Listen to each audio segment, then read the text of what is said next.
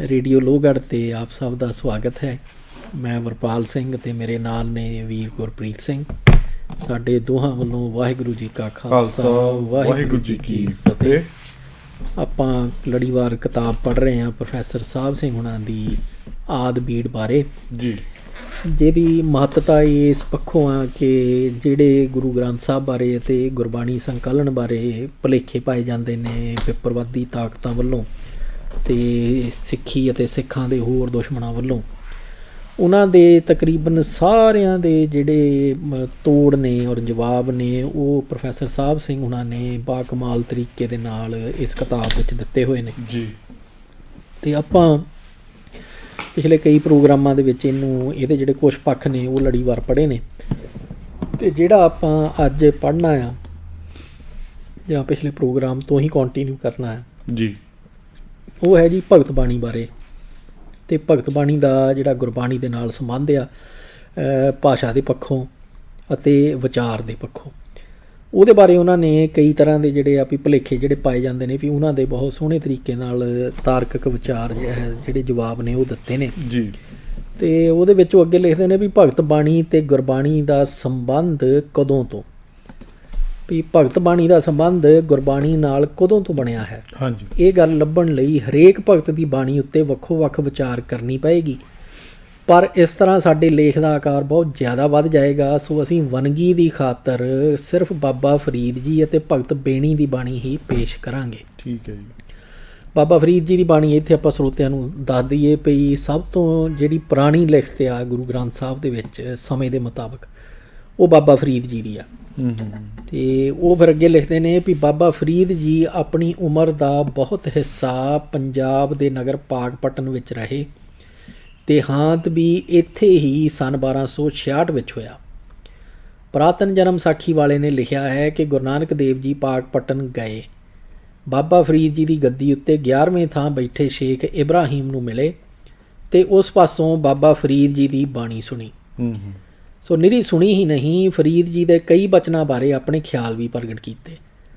ਹੁਣ ਤੱਕ ਦੀ ਵਿਚਾਰ ਵਿੱਚ ਅਸੀਂ ਇਹ ਵੇਖ ਆਏ ਹਾਂ ਕਿ ਗੁਰੂ ਨਾਨਕ ਜੀ ਆਪਣੀ ਉਚਾਰੀ ਬਾਣੀ ਸਦਾ ਆਪ ਹੀ ਲਿਖ ਕੇ ਆਪਣੇ ਪਾਸ ਸਾਂਭ ਕੇ ਰੱਖਦੇ ਸਨ ਜੀ। ਪਾਕਪਟਨ ਵਿੱਚ ਉਚਾਰੀ ਬਾਣੀ ਵਾਸਤੇ ਇਸ ਨਿਯਮ ਦੇ ਉਲੰਘਣ ਦੀ ਕੋਈ ਲੋੜ ਨਹੀਂ ਸੀ ਹੋ ਸਕਦੀ।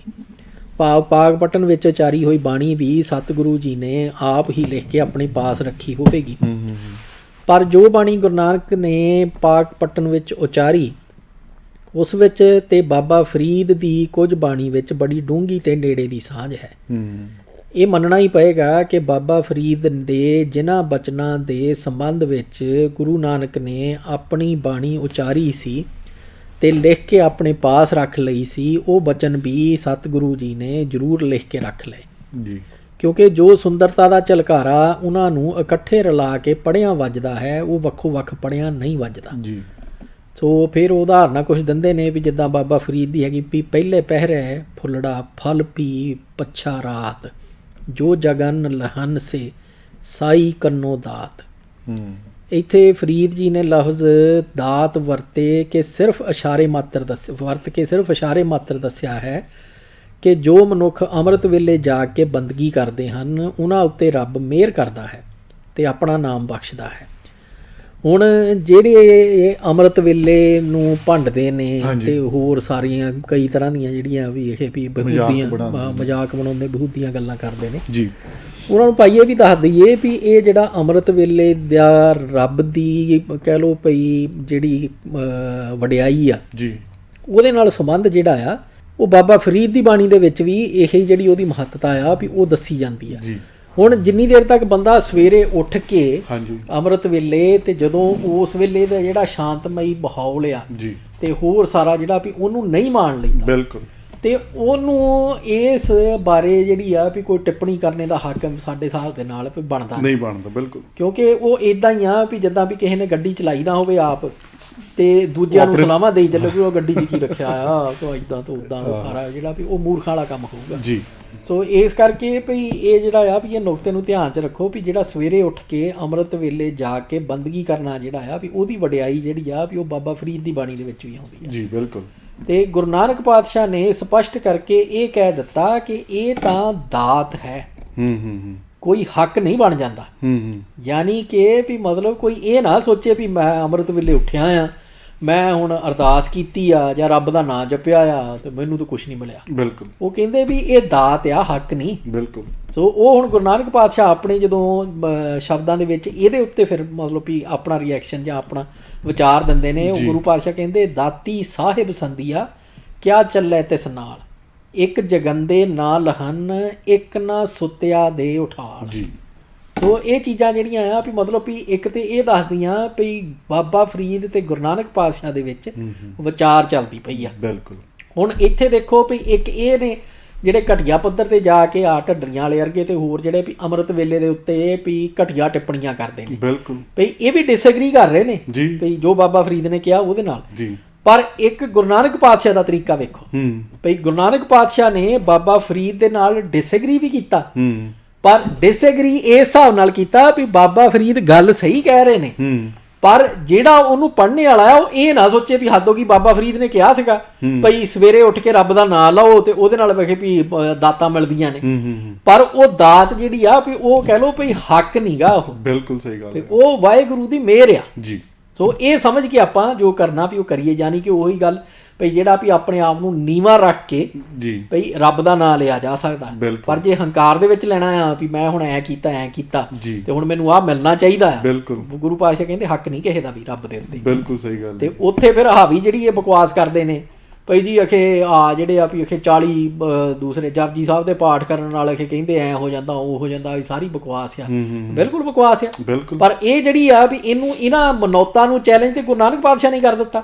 ਆ ਸਿਰਫ ਇੱਕ ਸ਼ਬਦ ਆ ਜਿਹੜੇ ਪ੍ਰੋਫੈਸਰ ਸਾਹਿਬ ਸਿੰਘ ਹੁਣਾਂ ਨੇ ਇੱਥੇ ਦੱਸਿਆ ਵੀ ਜਿਹਦੇ ਵਿੱਚ ਵੀ ਉਹ ਸਾਰੀਆਂ ਜਿਹੜੀਆਂ ਮਨੌਤਾਂ ਉਹ ਨਕਾਰ ਦਿੱਤੀਆਂ ਗਈਆਂ। ਬਿਲਕੁਲ।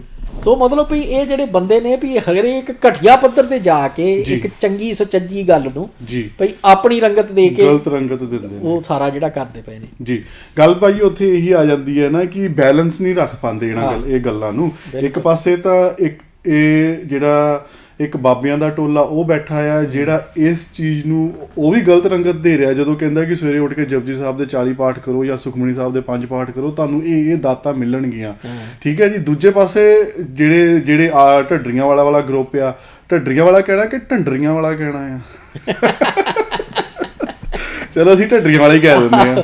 ਤੇ ਢੰਡਰੀਆਂ ਭਾਈ ਵੀ ਉਹਦੇ ਹੁਣ ਖਾਸ ਨੇ, ਹੋ ਸਕਦਾ ਵੀ ਉਹਨਾਂ ਨੂੰ ਖਾਸ ਹਦਾਇਤ ਹੋਵੇ ਵੀ ਜਿਹੜੇ ਖਾਸ ਉਹਦੇ ਚਮਚੇ ਨੇ ਵੀ ਉਹ ਢੰਡਰੀਆਂ ਵਾਲਾ ਕਹਿ ਸਕਦੇ, ਢੰਡਰੀਆਂ ਵਾਲਾ ਕਹਿ ਸਕਦੇ। ਚਲੋ ਤੇ ਹੈ ਨਾ ਜੀ। ਤੇ ਉਹ ਹੁਣ ਜਿਹੜਾ ਢੱਡਰੀਆਂ ਵਾਲਾ ਗਰੁੱਪ ਆ ਤੇ ਇਹ ਸਾਰੇ ਜਿੰਨੇ ਅਪਗ੍ਰੇਡ ਇਕੱਠੇ ਹੋਏ ਆ, ਹੁਣ ਇਹਨਾਂ ਨੇ ਜਮਾ ਹੀ ਉਹਨਾਂ ਨੂੰ ਜਿਹੜਾ ਭੰਡਣ ਲੱਗ ਗਏ ਹੈਗੇ। ਜਿਹੜੇ ਅੰਮ੍ਰਿਤ ਵੇਲੇ ਦੀ ਗੱਲ ਕਰਦੇ ਆ ਜਾਂ ਸਵੇਰੇ ਉੱਠਣ ਦੀ ਗੱਲ ਕਰਦੇ ਆ, ਸਵੇਰੇ ਉੱਠ ਕੇ ਪਾਠ ਕਰਨ ਦੀ ਗੱਲ ਕਰਦੇ ਆ ਜਾਂ ਵੈਸੇ ਹੀ ਸਵੇਰੇ ਉੱਠਣ ਦੀ ਗੱਲ ਕਰਦੇ ਆ, ਉਹਨਾਂ ਚੀਜ਼ਾਂ ਦਾ ਮਜ਼ਾਕ ਦਾ ਪਾਤਰ ਬਣਾਤਾ ਆ। ਉਹਨਾਂ ਚੀਜ਼ਾਂ ਨੂੰ ਇੱਦਾਂ ਪੇਸ਼ ਕਰ ਦਿੱਤਾ ਹੈ ਕਿ ਜੇ ਕੋਈ ਸਵੇਰੇ ਉੱਠੇ ਤਾਂ ਆਪਣੇ ਆਪ ਨੂੰ ਨੀਵਾਂ ਮੰਨਣ ਲੱਗ ਜਾਏਗੀ ਭਾਈ ਮੈਂ ਨੈਗਲੈਕਟ ਸ਼ਾਇਦ ਕੋਈ ਗਲਤ ਕਰ ਰਿਹਾ, ਸ਼ਾਇਦ ਮੈਂ ਕੁਝ ਗਲਤ ਕਰ ਰਿਹਾ ਜਾਂ ਮੈਂ ਮਜ਼ਾਕ ਦਾ ਪਾਤਰ ਬਣ ਜਾਣਾ ਹੈਗਾ ਆ।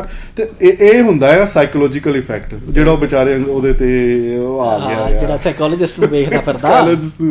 ਹੁਣ ਉਹਦਾ ਵੀ ਚਲੋ ਖੈਰ, ਤੇ ਵਾਹਿਗੁਰੂ ਮਿਹਰ ਕਰੇ ਭਾਈ, ਵਾਹਿਗੁਰੂ ਮਿਹਰ ਕਰੇ, ਆਪਣੇ ਸੈਸ਼ਨ ਸੂਸ਼ਨ ਪੂਰੇ ਲਾਓ। ਪਰ ਗੱਲ ਉਹੀ ਹੁੰਦੀ ਆ ਵੀ ਜਿੱਦਾਂ ਕਹਾਵਤ ਨਹੀਂ ਬਣੀ ਹੋਈ ਪਈ ਹੈ ਕਿ ਉਹ ਕਹਿੰਦੇ ਵੀ ਜਿਹੜਾ ਆ ਉੱਪਰੋਂ ਛੱਤ ਚੋਂਦੀ ਪਈ ਆ ਜੀ ਤੇ ਥੱਲਿਓਂ ਤੁਸੀਂ ਪਾਣੀ ਇਕੱਠਾ ਕਰੀ ਚੱਲੋ, ਉਹਦਾ ਕੋਈ ਫਰਕ ਨਹੀਂ ਪੈਣਾ। ਪਾਣੀ ਕੱਢੀ ਚੱਲੋ, ਉੱਪਰੋਂ ਛੱਤ ਚੋਈ ਜਾਣੀ ਆ ਵੀ ਜੇ ਰੋਕਣਾ ਆ ਤੇ ਉੱਤੋਂ ਜਿੱਥੋਂ ਚੋਂਦੀ ਆ ਵੀ ਉੱਤੋਂ ਪਹਿਲਾਂ ਬੰਦ ਕਰੋ, ਫੇਰ ਥੱਲਿਓਂ ਸਾਫ਼ ਕਰਿਓ। ਤੇ ਭਰਾਵਾ ਸਾਈਕੋਲੋਜਿਸਟ ਕੋਲ ਜਿੰਨਾ ਮਰਜ਼ੀ ਜਾਈ ਚੱਲ, ਜਿਹੜਾ ਉਹ ਬਿਮਾਰੀ ਬੈਠੀ ਆ ਉੱਤੇ ਤੁਹਾਡੇ ਸਿਰਾਂ ਦੇ ਉੱਤੇ ਸਭ ਤੋਂ ਵੱਡੀ, ਸਹੀ ਗੱਲ ਹੈ, ਜਿੰਨੀ ਦੇਰ ਉਹ ਤੋਂ ਨਹੀਂ ਆਜ਼ਾਦ ਹੁੰਦੇ ਤੁਹਾਡਾ ਦਿਮਾਗ ਨਹੀਂ ਠੀਕ ਹੋਣਾ, ਨਹੀਂ ਠੀਕ, ਇਹ ਖਰਾਬ ਹੀ ਰਹਿਣਾ ਹੀ। ਬਿਲਕੁਲ। ਆਓ ਇੱਕ ਵਾਰ ਸਾਈਕੋਲੋਜਿਸਟ ਨੂੰ ਦੱਸ ਦੀ ਕਿ ਮੈਂ ਕਿਹੜੀ ਕਮੇਟੀ 'ਚ ਆ ਜਾਂ ਮੈਂ ਕਿੱਥੇ, ਮੇਰਾ ਸੋਸ਼ਲ ਗਰੁੱਪ ਕੀ ਹੈਗਾ ਆ। ਉਹਨਾਂ ਨੇ ਆਪੇ ਅੰਦਾਜ਼ਾ ਲਾ ਜਾਣਾ ਕਿ ਬਿਮਾਰੀ ਦੀ ਜੜ ਕਿੱਥੇ ਹੈ। ਜੜ ਨੂੰ ਠੀਕ ਕਰੋ ਭਰਾਵਾ, ਤੁਸੀਂ ਐਵੇਂ ਇੱਧਰ ਉੱਧਰ ਟਕਰਾਣਾ। ਬਾਕੀ ਸਾਡੇ ਵੱਲੋਂ ਭਾਈ ਵੀ ਵਾਹਿਗੁਰੂ ਨੂੰ ਅਰਦਾਸ ਆ ਵੀ ਤੁਹਾਨੂੰ ਤੰਦਰੁਸਤੀ ਬਖਸ਼ੇ, ਇਸੇ ਕਰਕੇ ਅਸੀਂ ਤੁਹਾਨੂੰ ਕਦੀ ਕੁਝ ਨਹੀਂ ਕਹੀਦਾ ਡਾਇਰੈਕਟਲੀ। ਬਿਲਕੁਲ। ਕਿਉਂਕਿ ਸਾਨੂੰ ਪਤਾ ਆ ਵੀ ਤੁਸੀਂ ਕਿਹੜੇ ਚੰਗਲ ਦੇ ਵਿੱਚ, ਕਿਹੜੇ ਜਾਲ ਦੇ ਵਿੱਚ ਫਸੇ ਤੜਫੜਾਣ ਦੇ ਆ। ਨਹੀਂ ਭਾਜੀ, ਇਹ ਜੇ ਆਪ ਜੀ ਨੂੰ ਥੋੜਾ ਜਿਹਾ ਚੇਤੇ ਹੋਵੇ, ਸਭ ਤੋਂ ਜ਼ਿਆਦਾ ਇਹੀ ਟੱਪਦਾ ਹੁੰਦਾ ਸੀਗਾ। ਬਿਲਕੁਲ ਬਿਲਕੁਲ, ਸਭ ਤੋਂ ਜ਼ਿਆਦਾ ਛੜੱਪੇ ਇਹਦੇ ਵੱਜਦੇ ਹੁੰਦੇ ਸੀ। ਫੇਰ ਵੀ ਇਹਨੂੰ ਕੁਝ ਨਹੀਂ ਕਿਹਾ, ਫੇਰ ਵੀ ਅਸੀਂ ਇਹਨੂੰ ਕੁਝ ਨਹੀਂ ਕਿਹਾ। ਕਹਿਣ ਨੂੰ ਤਾਂ ਕਹਿ ਸਕਦੇ ਸੀਗੇ ਬਹੁਤ ਕੁਝ, ਲੇਕਿਨ ਚਲੋ ਅਸੀਂ ਸੋਚਿਆ ਸੀਗਾ ਕਿ ਵਾਹਿਗੁਰੂ ਸਮਤ ਬਖਸ਼ੇ ਇਹਨਾਂ ਨੂੰ। ਜਾਲ 'ਚ ਫਸੀਆਂ ਮੱਛੀਆਂ ਨੇ ਤੇ ਸਭ ਤੋਂ ਜ਼ਿਆਦਾ ਛਾਲਾ ਇਹੀ ਮਾਰਦਾ ਹੁੰਦਾ ਸੀਗਾ। ਤੇ ਖੈਰ ਗੱਲ ਉਹੀ ਆ ਜਾਂਦੀ ਨਾ ਭਾਜੀ ਕਿ ਇਹ ਹੁਣ ਉਹਨਾਂ ਚੀਜ਼ਾਂ ਨੂੰ ਜਿਹੜੀਆਂ ਕਿਸੇ ਵੀ ਤਰੀਕੇ ਦੇ ਨਾਲ ਤੁਹਾਨੂੰ ਸਿੱਖੀ ਨਾਲ ਜੋੜਦੀਆਂ ਆ, ਸਿੱਖ ਰਵਾਇਤਾਂ ਨਾਲ ਜੋੜਦੀਆਂ ਆ, ਸਿੱਖੀ ਸਿਧਾਂਤਾਂ ਨਾਲ ਜੋੜਦੀਆਂ ਆ, ਉਸ ਹਰ ਇੱਕ ਚੀਜ਼ ਤੇ ਇਹਨਾਂ ਦਾ ਹਮਲਾ ਹੁੰਦਾ ਆ। ਉਹ ਹਰ ਇੱਕ ਚੀਜ਼ ਤੇ ਸੱਟ ਮਾਰਨ ਦੀ ਕੋਸ਼ਿਸ਼ ਕਰਦੇ ਆ। ਉਹ ਚਾਹੇ ਉਹਨੂੰ ਮਜ਼ਾਕ ਦਾ ਪਾਤਰ ਬਣਾ ਕੇ, ਚਾਹੇ ਉਹਨੂੰ ਗਾਲਾਂ ਕੱਢ ਕੇ, ਚਾਹੇ ਉਸ ਤਰੀਕੇ ਨੂੰ ਉਹਨਾਂ ਚੀਜ਼ਾਂ ਨੂੰ ਭੰਡ ਕੇ, ਹੈ ਨਾ। ਹੁਣ ਮਤਲਬ ਤੁਸੀਂ ਭਾਜੀ ਸਵੇਰੇ ਉੱਠਣਾ ਤਾਂ ਵੈਸੇ ਹੀ ਸਿਹਤ ਲਈ ਬਹੁਤ ਵਧੀਆ ਚੀਜ਼ ਮੰਨੀ ਜਾਂਦੀ ਹੈ। ਜਿੰਨੇ ਵੀ ਜਿਮਨਾਸਟਿਕ ਹੈਗੇ ਆ ਅੱਜ ਕੱਲ੍ਹ ਵਾਲੇ ਜਿਹੜੇ ਵੈਸਟ ਦੇ ਆ ਸਾਰੇ, ਇਹਨਾਂ ਨੂੰ ਵੈਸਟ ਦੇ ਜ਼ਿਆਦਾ ਗੱਲਾਂ ਸਮਝ ਆਉਂਦੀਆਂ ਨੇ। ਜਿਹੜੇ ਵੈਸਟ ਦੇ ਆ ਉਹ ਸਵੇਰੇ ਉੱਠ ਕੇ ਦੌੜਦੇ ਆ ਜਾਂ ਸਵੇਰੇ ਉੱਠ ਕੇ ਐਕਸਰਸਾਈਜ਼ ਕਰਦੇ, ਉਹ ਚੀਜ਼ਾਂ ਨੂੰ ਵੀ ਸਾਨੂੰ ਧਿਆਨ 'ਚ ਰੱਖਣਾ ਚਾਹੀਦਾ ਕਿ ਉਹ ਕਿੱਦਾਂ ਸਾਡੇ ਸਰੀਰ ਵਾਸਤੇ ਲਾਭਦਾਇਕ ਹੈਗੀਆਂ ਆ। ਤੇ ਇਦਾਂ ਹੀ ਨਹੀਂ ਹਰੇਕ ਚੀਜ਼ ਨੂੰ ਭੰਡੀ ਜਾਓ। ਹਾਂ ਠੀਕ ਹੈ, ਤੁਹਾਡੇ ਕੋਲ ਕੋਈ ਲੌਜਿਕ ਹੈਗਾ ਆ, ਤੁਸੀਂ ਲੌਜਿਕ ਲਿਆ ਕੇ ਤਾਂ ਆਓ, ਗੱਲ ਤਾਂ ਕਰੋ ਟੇਬਲ ਤੇ ਬੈ ਕੇ। ਤੁਸੀਂ ਕਿਸੇ ਨਾਲ ਸਲਾਹ ਤਾਂ ਕਰੋ, ਜਾਂ ਸਲਾਹ ਨਹੀਂ ਕਹਿੰਦੇ ਆਪਾਂ, ਕਿਸੇ ਨਾਲ ਡਿਬੇਟ ਤਾਂ ਕਰੋ ਉਸ ਵਿਸ਼ੇ ਦੇ ਉੱਤੇ। ਤੁਹਾਨੂੰ ਪਤਾ ਚੱਲ ਜਾਏਗਾ ਕਿ ਤੁਸੀਂ ਕਿੱਥੇ ਖੜੇ ਆ, ਤੁਹਾਡੇ ਕੋਲ ਕਿਹੜੀ ਨੌਲੇਜ ਦਾ ਖਜ਼ਾਨਾ ਆ। ਜਦੋਂ ਅਗਲੇ ਨੇ 2 ਗੱਲਾਂ ਕਹੀਆਂ ਤਾਂ ਤੁਹਾਨੂੰ ਮੂਹਰੇ ਗੱਲ ਨਹੀਂ ਆਣੀ। ਨੌਲੇਜ ਅੱਗੇ ਤੇ ਬਾਬਾ ਵੀ ਭੱਜ ਗਿਆ ਹੁਣ। ਨੌਲੇਜ ਉਹਨੇ ਵੀ ਹੱਥ ਖੜੇ ਕਰ ਦਿੱਤੇ। ਹੁਣ ਦੇਖੋ ਭਾਜੀ ਕਿੰਨੀ ਇਹਨੂੰ ਕਹਿੰਦੇ ਆ ਕਮੀਨਗੀ, ਕਿੱਡੀ ਕਮੀਨਗੀ। ਉਹਨੂੰ ਪਤਾ ਹੈ ਕਿ ਮਾਹੌਲ ਹੁਣ ਜਿੱਦਾਂ ਦਾ ਬਣ ਰਿਹਾ ਨਾ, ਕੋਈ ਪਤਾ ਨਹੀਂ ਕਿਹੜੇ ਵੇਲੇ ਇਹਨੂੰ ਚੈਲੰਜ ਆ ਜਾ ਭਾਈ ਬਹਿ ਕੇ ਗੁਰਬਾਣੀ ਦੇ ਬਿਹਾਫ ਤੇ ਗੱਲ ਕਰ। ਜਿਸ ਹਿਸਾਬ ਨਾਲ ਉਧਰੋਂ ਹੁਣ ਉਹ ਪ੍ਰਭਦੀਪ ਹੋਣੀ ਲੱਗੇ ਹੋਏ ਆ, ਇਧਰੋਂ ਜੀ ਬਲਰਾਜ ਹੋਣੀ ਲੱਗੇ ਹੋਏ ਆ, ਸਾਰੇ ਸੁਖਦੇਵ ਸਿੰਘ ਹੋਣੀ ਉਧਰੋਂ ਸਾਰੇ ਲੱਗੇ ਵਧੀਆ। ਇਹਨਾਂ ਦੀਆਂ ਹੈ ਨਾ ਜੀ, ਇਹਨਾਂ ਦੇ ਪਾਜ ਖੇਡ ਰਹੇ ਆ। ਇਹਨਾਂ ਦੀ ਜਿਹੜੀ ਬਕਵਾਸ ਕਰਦੇ ਆ, ਬੱਕੜਵਾ ਕਰਦੇ ਆ, ਉਹ ਸਾਰੀ ਨੰਗੀ ਹੋ ਰਹੀ ਹੈ ਹੁਣ ਸਾਰੇ ਪਾਸਿਓਂ। ਕਿ ਜਿੰਨੇ ਸਿਆਣੇ ਬਣੇ ਫਿਰਦੇ ਆਪਣੇ ਆਪ ਨੂੰ, ਪੱਲੇ ਇਹਨਾਂ ਦੇ ਕੱਖ ਨਹੀਂ ਹੈਗਾ। ਠੀਕ ਹੈ ਜੀ। ਉਹਦਾ ਨਮੂਨਾ ਜੇ ਦੇਖਣਾ ਹੋਵੇ, ਇਹਨਾਂ ਦੀਆਂ ਹੀ ਭੇਡਾਂ ਨੇ। ਇਹਨਾਂ ਵੱਲ ਜਿਹੜੇ ਕਹਿੰਦੇ ਕਿ ਅਸੀਂ ਇਹਨਾਂ ਦੀਆਂ ਭੇਡਾਂ ਨੇ, ਉਹਨਾਂ ਨੇ ਹੀ ਉੱਥੇ ਜਾ ਕੇ ਆਪਣਾ ਨਮੂਨਾ ਦਿਖਾਤਾ ਕਿ ਉਹਨਾਂ ਕੋਲ ਕਿੰਨੀ ਅਕਲ ਹੈਗੀ, ਕਿੰਨੇ ਅਪਗ੍ਰੇਡ ਹੋਏ ਹੈਗੇ। ਉਹ ਤਾਂ ਹੈ ਨਾ ਜੀ। ਤੇ ਉਹਨਾਂ ਚੀਜ਼ਾਂ ਨੂੰ ਜਦੋਂ ਅਸੀਂ ਧਿਆਨ 'ਚ ਰੱਖਦੇ ਹਾਂ ਤਾਂ ਸਾਨੂੰ ਪਿਕਚਰ ਕਲੀਅਰ ਹੋ ਜਾਂਦੀ ਹੈ ਕਿ ਇਹ ਕਿੱਥੇ ਲੈ ਕੇ ਜਾਣਾ ਚਾਹੁੰਦੇ ਹੈਗੇ ਆ। ਤੇ ਖੈਰ ਮੁੜ ਕੇ ਉਹੀ ਗੱਲ ਕਰਦੇ ਆ ਨਾ ਕਿ ਇਹ ਹਰੇਕ ਚੀਜ਼ ਦਾ ਮਜ਼ਾਕ ਬਣਾਉਂਦੇ ਆ, ਹਰੇਕ ਚੀਜ਼ ਨੂੰ ਨੀਵਾਂ ਦਿਖਾਉਣ ਦੀ ਕੋਸ਼ਿਸ਼ ਕਰਦੇ ਹੈਗੇ ਆ, ਨੈਗਲੈਕਟ ਕਰਦੇ ਹੈਗੇ ਆ, ਉਹਨੂੰ ਨੈਗੇਟਿਵ ਵੇ 'ਚ ਪੇਸ਼ ਕਰਦੇ ਹੈਗੇ ਆ। ਉਹਨਾਂ ਚੀਜ਼ਾਂ ਦਾ ਸਾਨੂੰ ਜ਼ਰੂਰ ਧਿਆਨ ਰੱਖਣਾ ਚਾਹੀਦਾ ਹੈਗਾ। ਬਿਲਕੁਲ। ਅੱਗੇ ਲਿਖਦੇ ਨੇ ਪ੍ਰੋਫੈਸਰ ਸਾਹਿਬ ਸਿੰਘ ਹੁਣੀ, ਇੱਕ ਉਦਾਹਰਨ ਹੋਰ ਦਿੰਦੇ ਆ। ਹਾਂਜੀ ਭਈ ਸਰਵਰ ਪੰਖੀ ਹੇਕੜੋ ਜੀ, ਫਾਹੀਵਾਲ 50 ਜੀ, ਇਹ ਤਨ ਲਹਿਰੀ ਗੱਡ ਥੀਆ, ਸੱਚੇ ਤੇਰੀ ਆਸ ਜੀ। ਹੁਣ ਉਹ ਕਹਿੰਦੇ ਵੀ ਇਸ ਸ਼ਲੋਕ ਵਿੱਚ ਬਾਬਾ ਫਰੀਦ ਨੇ ਦੱਸਿਆ ਹੈ ਕਿ ਜਗਤ ਦੇ ਵਿਕਾਰਾਂ ਤੋਂ ਬਚਣ ਦਾ ਇੱਕੋ ਉਪਾਅ ਹੈ ਪਰਮਾਤਮਾ ਦੀ ਓਟ। ਇਹ ਓਟ ਕਿਸੇ ਵੀ ਮੁੱਲ ਮਿਲੇ ਤਾਂ ਕਿਸੇ ਮੁੱਲ ਵੀ ਮਿਲੇ ਤਾਂ ਸੌਦਾ ਸਸਤਾ ਜਾਣੋ। ਤੇ ਉਹ ਕਹਿੰਦੇ ਵੀ ਤਨ ਤਪੈ ਤਨੂਰ ਜਿਉ, ਬਾਲਣ ਹੱਡ ਬਲਨ ਜੀ, ਪੈਰੀ ਥੱਕਾਂ ਸਿਰ ਜੁਲਾਂ, ਜੇ ਮੂੰਹ ਪਿਰੀ ਮਿਲਨ। ਪਰ ਮਤਾ ਕੋਈ ਮਨੁੱਖ ਅਣਜਾਣ ਪੁਣੇ ਵਿੱਚ ਇਹ ਸਮਝ ਲਏ ਕਿ ਫਰੀਦ ਜੀ ਧੂਣੀਆਂ ਤਪਾਉਣ ਦੀ ਹਦਾਇਤ ਕਰਦੇ ਹਨ ਜੀ। ਇਸ ਭੁਲੇਖੇ ਤੋਂ ਬਚਾਉਣ ਲਈ ਸਤਿਗੁਰੂ ਨਾਨਕ ਜੀ ਫਰੀਦ ਜੀ ਦੇ ਇਸ ਸਲੋਕ ਦੇ ਨਾਲ ਆਪਣਾ ਸਲੋਕ ਲਿਖ ਕੇ ਦੱਸਦੇ ਹਨ ਕਿ ਫਰੀਦ ਜੀ ਧੂਣੀਆਂ ਤਪਾਉਣ ਦੇ ਹੱਕ ਵਿੱਚ ਨਹੀਂ ਹਨ। ਤਨ ਨਾ ਤਪਾਏ ਤਨੂਰ ਜਿਉ, ਬਾਲਣ ਹੱਡ ਨਾ ਬਾਲ। ਇਹ ਗੁਰੂ ਨਾਨਕ ਪਾਤਸ਼ਾਹ ਦਾ। ਸਿਰ ਪੈਰੀ ਕਿਆ ਫੇੜਿਆ, ਅੰਦਰ ਪਿਰੀ ਨਿਹਾਲ ਜੀ।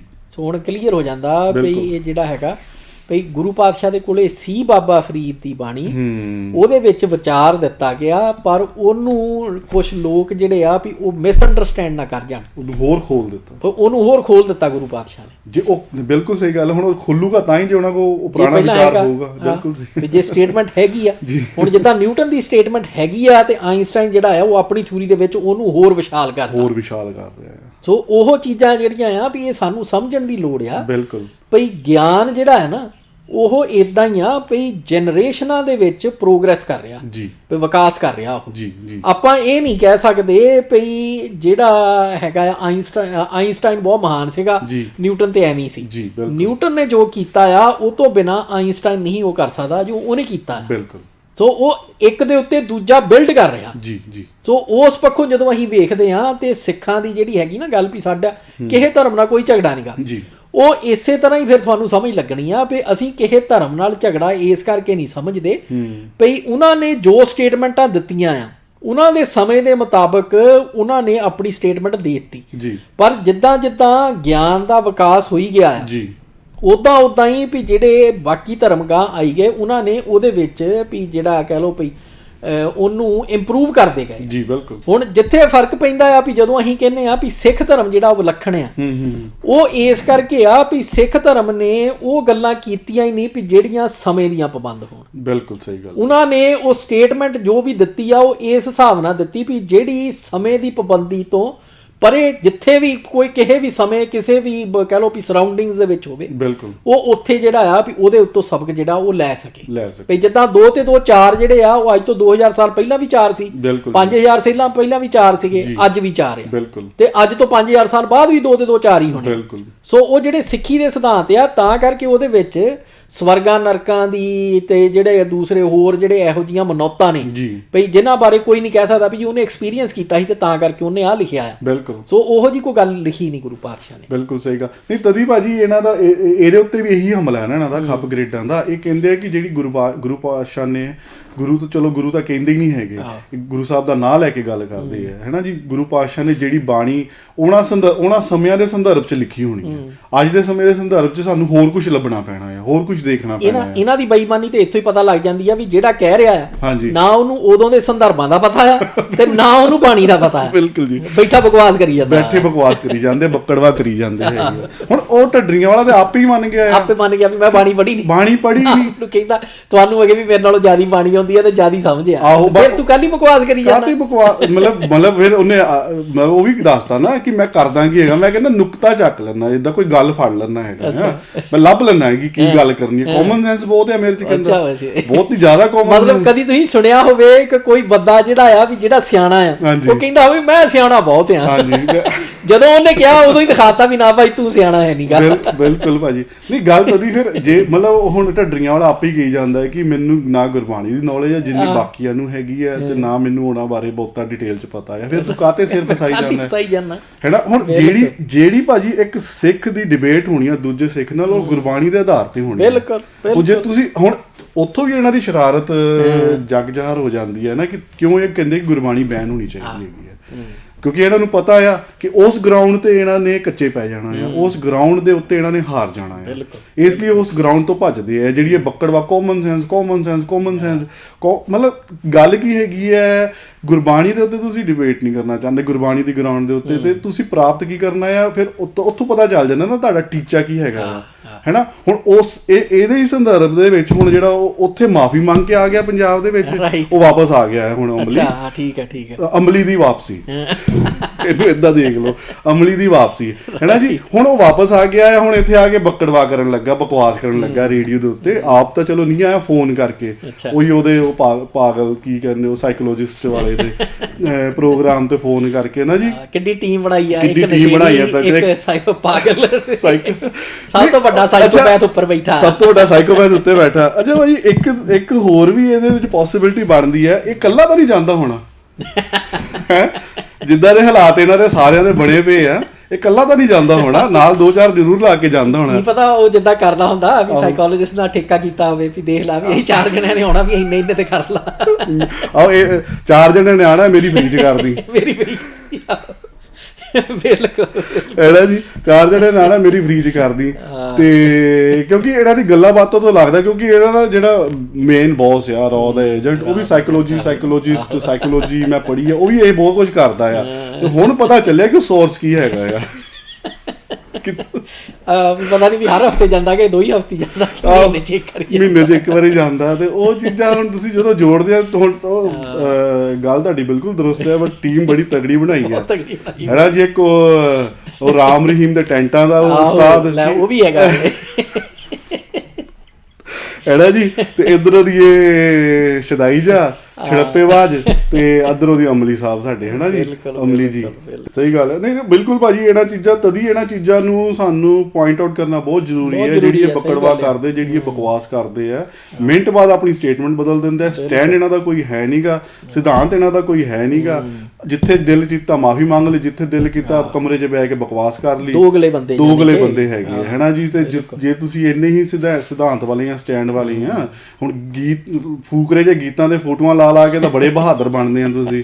ਜਦੋਂ ਮੌਕਾ ਆਉਂਦਾ ਆ ਤੁਸੀਂ ਮੋਕ ਮਾਰ ਜਾਂਦੇ ਆ। ਉਦੋਂ ਤੁਹਾਨੂੰ ਤੁਹਾਡੀ ਸਟ੍ਰੈਟਜੀਆਂ ਨਿਕਲ ਆਉਂਦੀਆਂ ਆ, ਸਾਡੀ ਲੰਮੀ ਪਲੈਨਿੰਗ ਹੈ ਜੀ, ਅਸੀਂ ਇੱਦਾਂ ਆ, ਅਸੀਂ ਉੱਦਾਂ ਆ, ਹੈ ਨਾ। ਦੁਨੀਆ ਭਰ ਦੇ ਤੁਸੀਂ ਫਿਰ ਦਲੀਲਾਂ ਲਿਆ ਕੇ ਤੋੜ ਮਰੋੜ ਕੇ ਉਹਨੂੰ ਇੱਦਾਂ ਆਪਣੇ ਆਪ ਨੂੰ ਸੱਚੇ ਸਾਬਤ ਕਰਨ ਲੱਗ ਜਾਂਦੇ ਆ। ਫਿਰ ਸਿੱਧਾ ਹੀ ਕਹਿ ਦੋ ਭਾਈ ਨਹੀਂ ਸਾਡੇ 'ਚ ਦਮ ਹੈਗਾ, ਅਸੀਂ ਸਿਰਫ ਬੋਲਣ ਜੋਗੇ ਹੀ ਹੈਗੇ ਆ, ਅਸੀਂ ਤਾਂ ਥੁੱਕ ਚੱਟ ਲਈਦਾ, ਸਾਡਾ ਸਿਧਾਂਤ ਇੱਕ ਆ, ਹੈ ਨਾ। ਫਿਰ ਤੁਸੀਂ ਫੂਕਰੀਆ ਦਾ ਨਾ ਮਾਰੋ ਘੱਟ ਤੋਂ ਘੱਟ।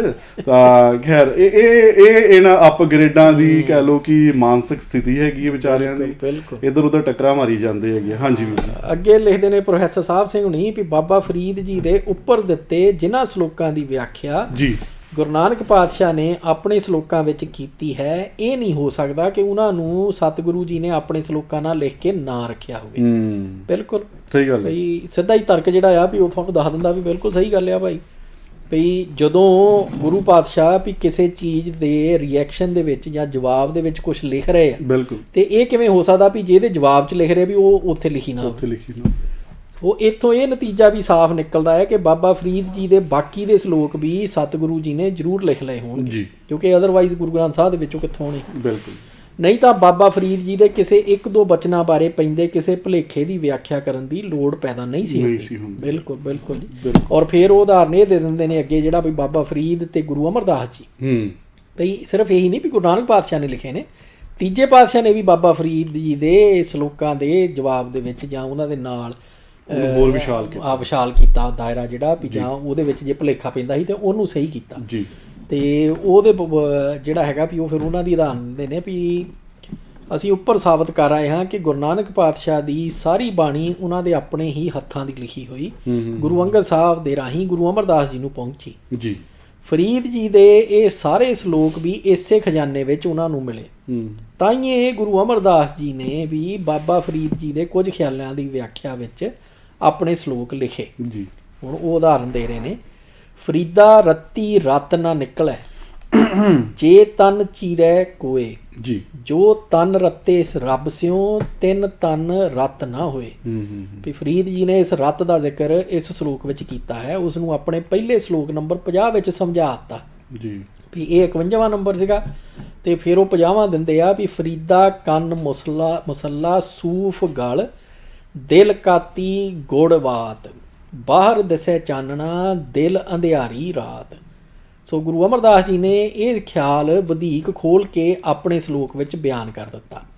ਹੁਣ ਗੁਰੂ ਅਮਰਦਾਸ ਜੀ ਦਾ ਸ਼ਲੋਕ ਸੁਣੋ, ਇਹ ਤਨ ਸਭੋ ਰਤ ਹੈ ਜੀ, ਰਤ ਬਿਨ ਤਨ ਨਾ ਹੋਏ, ਜੋ ਸਹਿ ਰਤੇ ਆਪਣੇ ਤਿਤ ਤਨ ਲੋਭ ਰਤ ਨਾ ਹੋਏ, ਭੈ ਪਿਆ ਤਨ ਖੀਣ ਹੋਏ ਲੋਭ ਰਤ ਵਿੱਚੋ ਜਾਏ, ਜਿਉ ਬੈਸੰਤਰ ਧਾਤ ਸੁਧ ਹੋਏ ਤਿਉ ਹਰ ਕਾ ਭਉ ਦੁਰਮਤ ਮੈਲ ਗਵਾਏ, ਨਾਨਕ ਤੇ ਜਨ ਸੋਹਣੇ ਜੇ ਰੱਤੇ ਹਰ ਰੰਗ ਲਾਏ।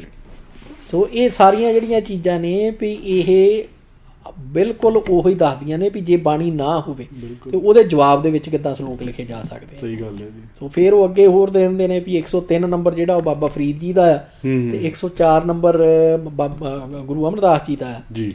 ਵੀ ਬਾਬਾ ਫਰੀਦ ਜੀ ਦਾ ਹੈਗਾ ਵੀ ਫਰੀਦਾ ਪਾੜ ਪਟੋਲਾ ਧਜ ਕਰੀ ਕੰਬਲੜੀ ਪਹਿਰਿਓ, ਜਿਨੀ ਵੇਸੀ ਸੌ ਮਿਲੈ ਸੇਈ ਵੇਸ ਕਰਿਓ। ਸੋ ਫਰੀਦ ਜੀ ਦਾ ਇੱਥੇ ਉਹੀ ਭਾਵ ਹੈ ਜੋ ਉਹਨਾਂ ਨੇ ਸ਼ਲੋਕ ਨੰਬਰ 119 ਵਿੱਚ ਦੱਸਿਆ ਜੀ। ਪਰ ਮਤਾ ਕੋਈ ਮਨੁੱਖੇ ਸਮਝ ਲਏ ਕਿ ਫਰੀਦ ਜੀ ਰੱਬ ਦੇ ਮਿਲਣ ਲਈ ਫਕੀਰੀ ਪਹਿਰਾਵਾ ਜ਼ਰੂਰੀ ਖਿਆਲ ਕਰਦੇ ਹਨ। ਗੁਰੂ ਅਮਰਦਾਸ ਜੀ ਨੇ ਇਹ ਭੁਲੇਖਾ ਦੂਰ ਕਰਨ ਲਈ ਇਸ ਦੇ ਨਾਲ ਆਪਣਾ ਸ਼ਲੋਕ ਦਰਜ ਕਰ ਦਿੱਤਾ ਜੀ। ਕਾਏ ਪਟੋਲਾ ਪਾੜਤੀ ਕੰਬਲੜੀ ਪਹਿਰੇ, ਨਾਨਕ ਘਰ ਹੀ ਬੈਠਿਆਂ ਸੌ ਮਿਲੇ ਜੇ ਨੀਅਤ ਰਾਸ ਕਰੇ। ਸੋ ਮਤਲਬ ਵੀ ਕਲੀਅਰ ਐਨ ਵੀ ਭੁਲੇਖੇ ਦੀ ਗੁੰਜਾਇਸ਼ ਨਾ ਰਹੇ। ਹੁਣ ਇੰਨਾ ਸਭ ਕੁਝ ਹੁੰਦਿਆਂ ਹੋਇਆਂ ਜਦੋਂ ਆ ਢੱਡਰੀ ਵਰਗੇ ਬੇਵਕੂਫ ਜਿਹੜੇ ਆ ਵੀ ਉਹ ਏਦਾਂ ਬੋਲੀ ਜਾਂਦੇ ਆ, ਕੋਈ ਲਓ ਜੀ ਸਿੱਖ ਐਂ ਕਰਦੇ ਆ ਉਹ ਕਰਦੇ ਆ, ਮੂਰਖਾ ਤੂੰ ਪੜ੍ਹ ਤਾਂ ਲੈ ਗੁਰਬਾਣੀ ਤਾਂ ਪੜ੍ਹ, ਬਾਕੀ ਕਿਤਾਬਾਂ ਛੱਡ, ਤੂੰ ਕਹਿੰਦਾ ਵੀ ਮੈਂ ਹੋਰ ਕਿਤਾਬਾਂ ਨਹੀਂ ਪੜ੍ਹਦਾ, ਗੁਰਬਾਣੀ ਤੇ ਪੜ੍ਹ ਲਾ। ਅੱਛਾ ਭਾਜੀ, ਇਹ ਵੀ ਹਾਸੋਹੀਣੀ ਗੱਲ ਆ।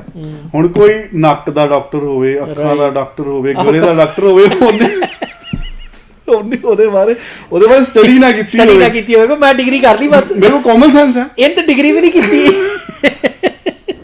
ਨਹੀਂ ਹੁਣ ਮਤਲਬ ਤੁਸੀਂ ਆਪ ਦੱਸੇ, ਸਰੋਤੇ ਜਿਹੜੇ ਸੁਣ ਰਹੇ ਚਾਹੇ ਇਹਦੀਆਂ ਭੇਡਾਂ ਆ, ਉਹ ਆਪ ਦੱਸਣ, ਉਹ ਇਹੋ ਜਿਹੇ ਡਾਕਟਰ ਕੋ ਜਾਣਗੇ ਬਿਲਕੁਲ, ਜਿਹੜਾ ਉਸ ਡਾਕਟਰ ਦਾ ਜਿਹੜਾ ਕਹਿੰਦਾ ਮੈਂ ਮਾਹਰ ਆ, ਲੇਕਿਨ ਕੋਈ ਸਟੱਡੀ ਨਾ ਕੀਤੀ ਹੋਵੇ। ਤੇ ਜਦੋਂ ਤੁਸੀਂ ਪੁੱਛੋ ਕਿ ਮੇਰੇ ਕੋਲ ਤਾਂ ਕਾਮਨ ਸੈਂਸ ਆ, ਮੈਨੂੰ ਪਤਾ ਗਲਾ ਕਿੱਦਾਂ ਕੰਮ ਕਰਦਾ ਆ। ਹੁਣ ਇੱਥੇ ਨਾ ਤੁਹਾਡੀ ਗੱਲ ਤੋਂ ਮੈਨੂੰ ਧਿਆਨ ਆਇਆ ਵੀ ਅਸਲ ਦੇ ਵਿੱਚ ਇਹ RMP ਆ, ਝੋਲਾ ਛਾਪ ਡਾਕਟਰ ਆ, ਜਿਹੜਾ ਰਜਿਸਟਰਡ ਮੈਡੀਕਲ ਪ੍ਰੈਕਟੀਸ਼ਨਰ ਹੁੰਦਾ, ਕੰਪਾਊਂਡਰ ਕਹਿੰਦੇ ਬਸ ਭਈ ਉਹ ਜਿਹੜਾ ਵੀ ਕਿਤੇ 2-4 ਸਾਲ ਉਹਨੇ ਕਿਸੇ ਡਾਕਟਰ ਦੇ ਨਾਲ ਲਾ ਲਏ ਆ। ਬਿਲਕੁਲ। ਤੇ ਉਹ ਤੋਂ ਬਾਅਦ ਜਾ ਕੇ ਪਿੰਡ ਜਿਹੜਾ ਆ ਵੀ ਡਾਕਟਰ ਫਲਾਨਾ ਲਿਖ ਕੇ ਤੇ ਆਪਣੀ ਜਿਹੜੀ ਦੁਕਾਨ ਖੋਲ ਕੇ ਬਹਿ ਗਿਆ। ਬਿਲਕੁਲ। ਉਹ ਜਿਹੜੇ ਮੂਰਖ ਵਿਚਾਰੇ ਫਸੀ ਜਾਂਦੇ ਆ, ਉਹਨਾਂ ਦੀ ਛਿੱਲ ਲਾਈ ਜਾਂਦਾ ਤੇ ਉਤੋਂ ਕਹਿੰਦਾ ਆ ਵੀ ਇਹ ਨਾ ਕਿਤਾਬਾਂ ਨਹੀਂ ਅਸੀਂ ਪੜ੍ਹੀ ਦੀਆਂ, ਨਾ ਕੋਈ ਹੋਰ, ਮੈਂ ਤੇ ਆਪਣਾ ਹੀ ਇਲਹਾਮ ਹੋ ਰਿਹਾ। ਸਹੀ ਗੱਲ। ਉਹੀ ਝੋਲਾ ਛਾਪ, ਮਤਲਬ ਜੇ ਬੁਖਾਰ ਆ ਤੇ ਚਿੱਟੀ ਗੋਲੀ, ਜੇ ਨਜ਼ਲਾ ਆ ਤਾਂ ਹਰੀ ਗੋਲੀ, ਜੇ ਟੱਟੀਆਂ ਲੱਗੀਆਂ ਆ ਤਾਂ ਪੀਲੀ ਗੋਲੀ। ਬਸ ਉਹਨੇ ਜੋਗਾ ਹੈਗਾ ਆ।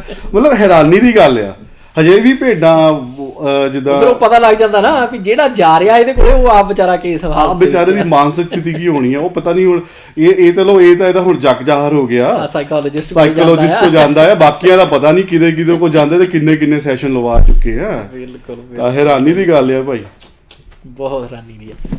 ਸੋ ਅੱਗੇ ਫਿਰ ਜੀ ਉਹ ਲਿਖਦੇ ਨੇ ਵੀ ਜੇ ਭਗਤਾਂ ਦੀ ਬਾਣੀ ਤੇ ਉਸ ਵਿਚਲੇ ਫਰੀਦ ਜੀ ਦੇ ਸ਼ਲੋਕ ਗੁਰੂ ਅਰਜਨ ਸਾਹਿਬ ਦੇ ਇਕੱਠੇ ਕੀਤੇ ਹੁੰਦੇ ਜੀ ਤਾਂ ਗੁਰੂ ਅਮਰਦਾਸ ਜੀ ਦੇ ਉੱਪਰ ਲਿਖੇ ਸ਼ਲੋਕਾਂ ਦੇ ਉਚਾਰੇ ਜਾਣ ਦੀ ਕੋਈ ਗੁੰਜਾਇਸ਼ ਨਾ ਹੁੰਦੀ। ਬਿਲਕੁਲ ਠੀਕ ਹੈ ਜੀ, ਉਹ ਵੀ ਨੁਕਤਾ ਕਲੀਅਰ ਕਰਤਾ ਉਹਨਾਂ ਨੇ।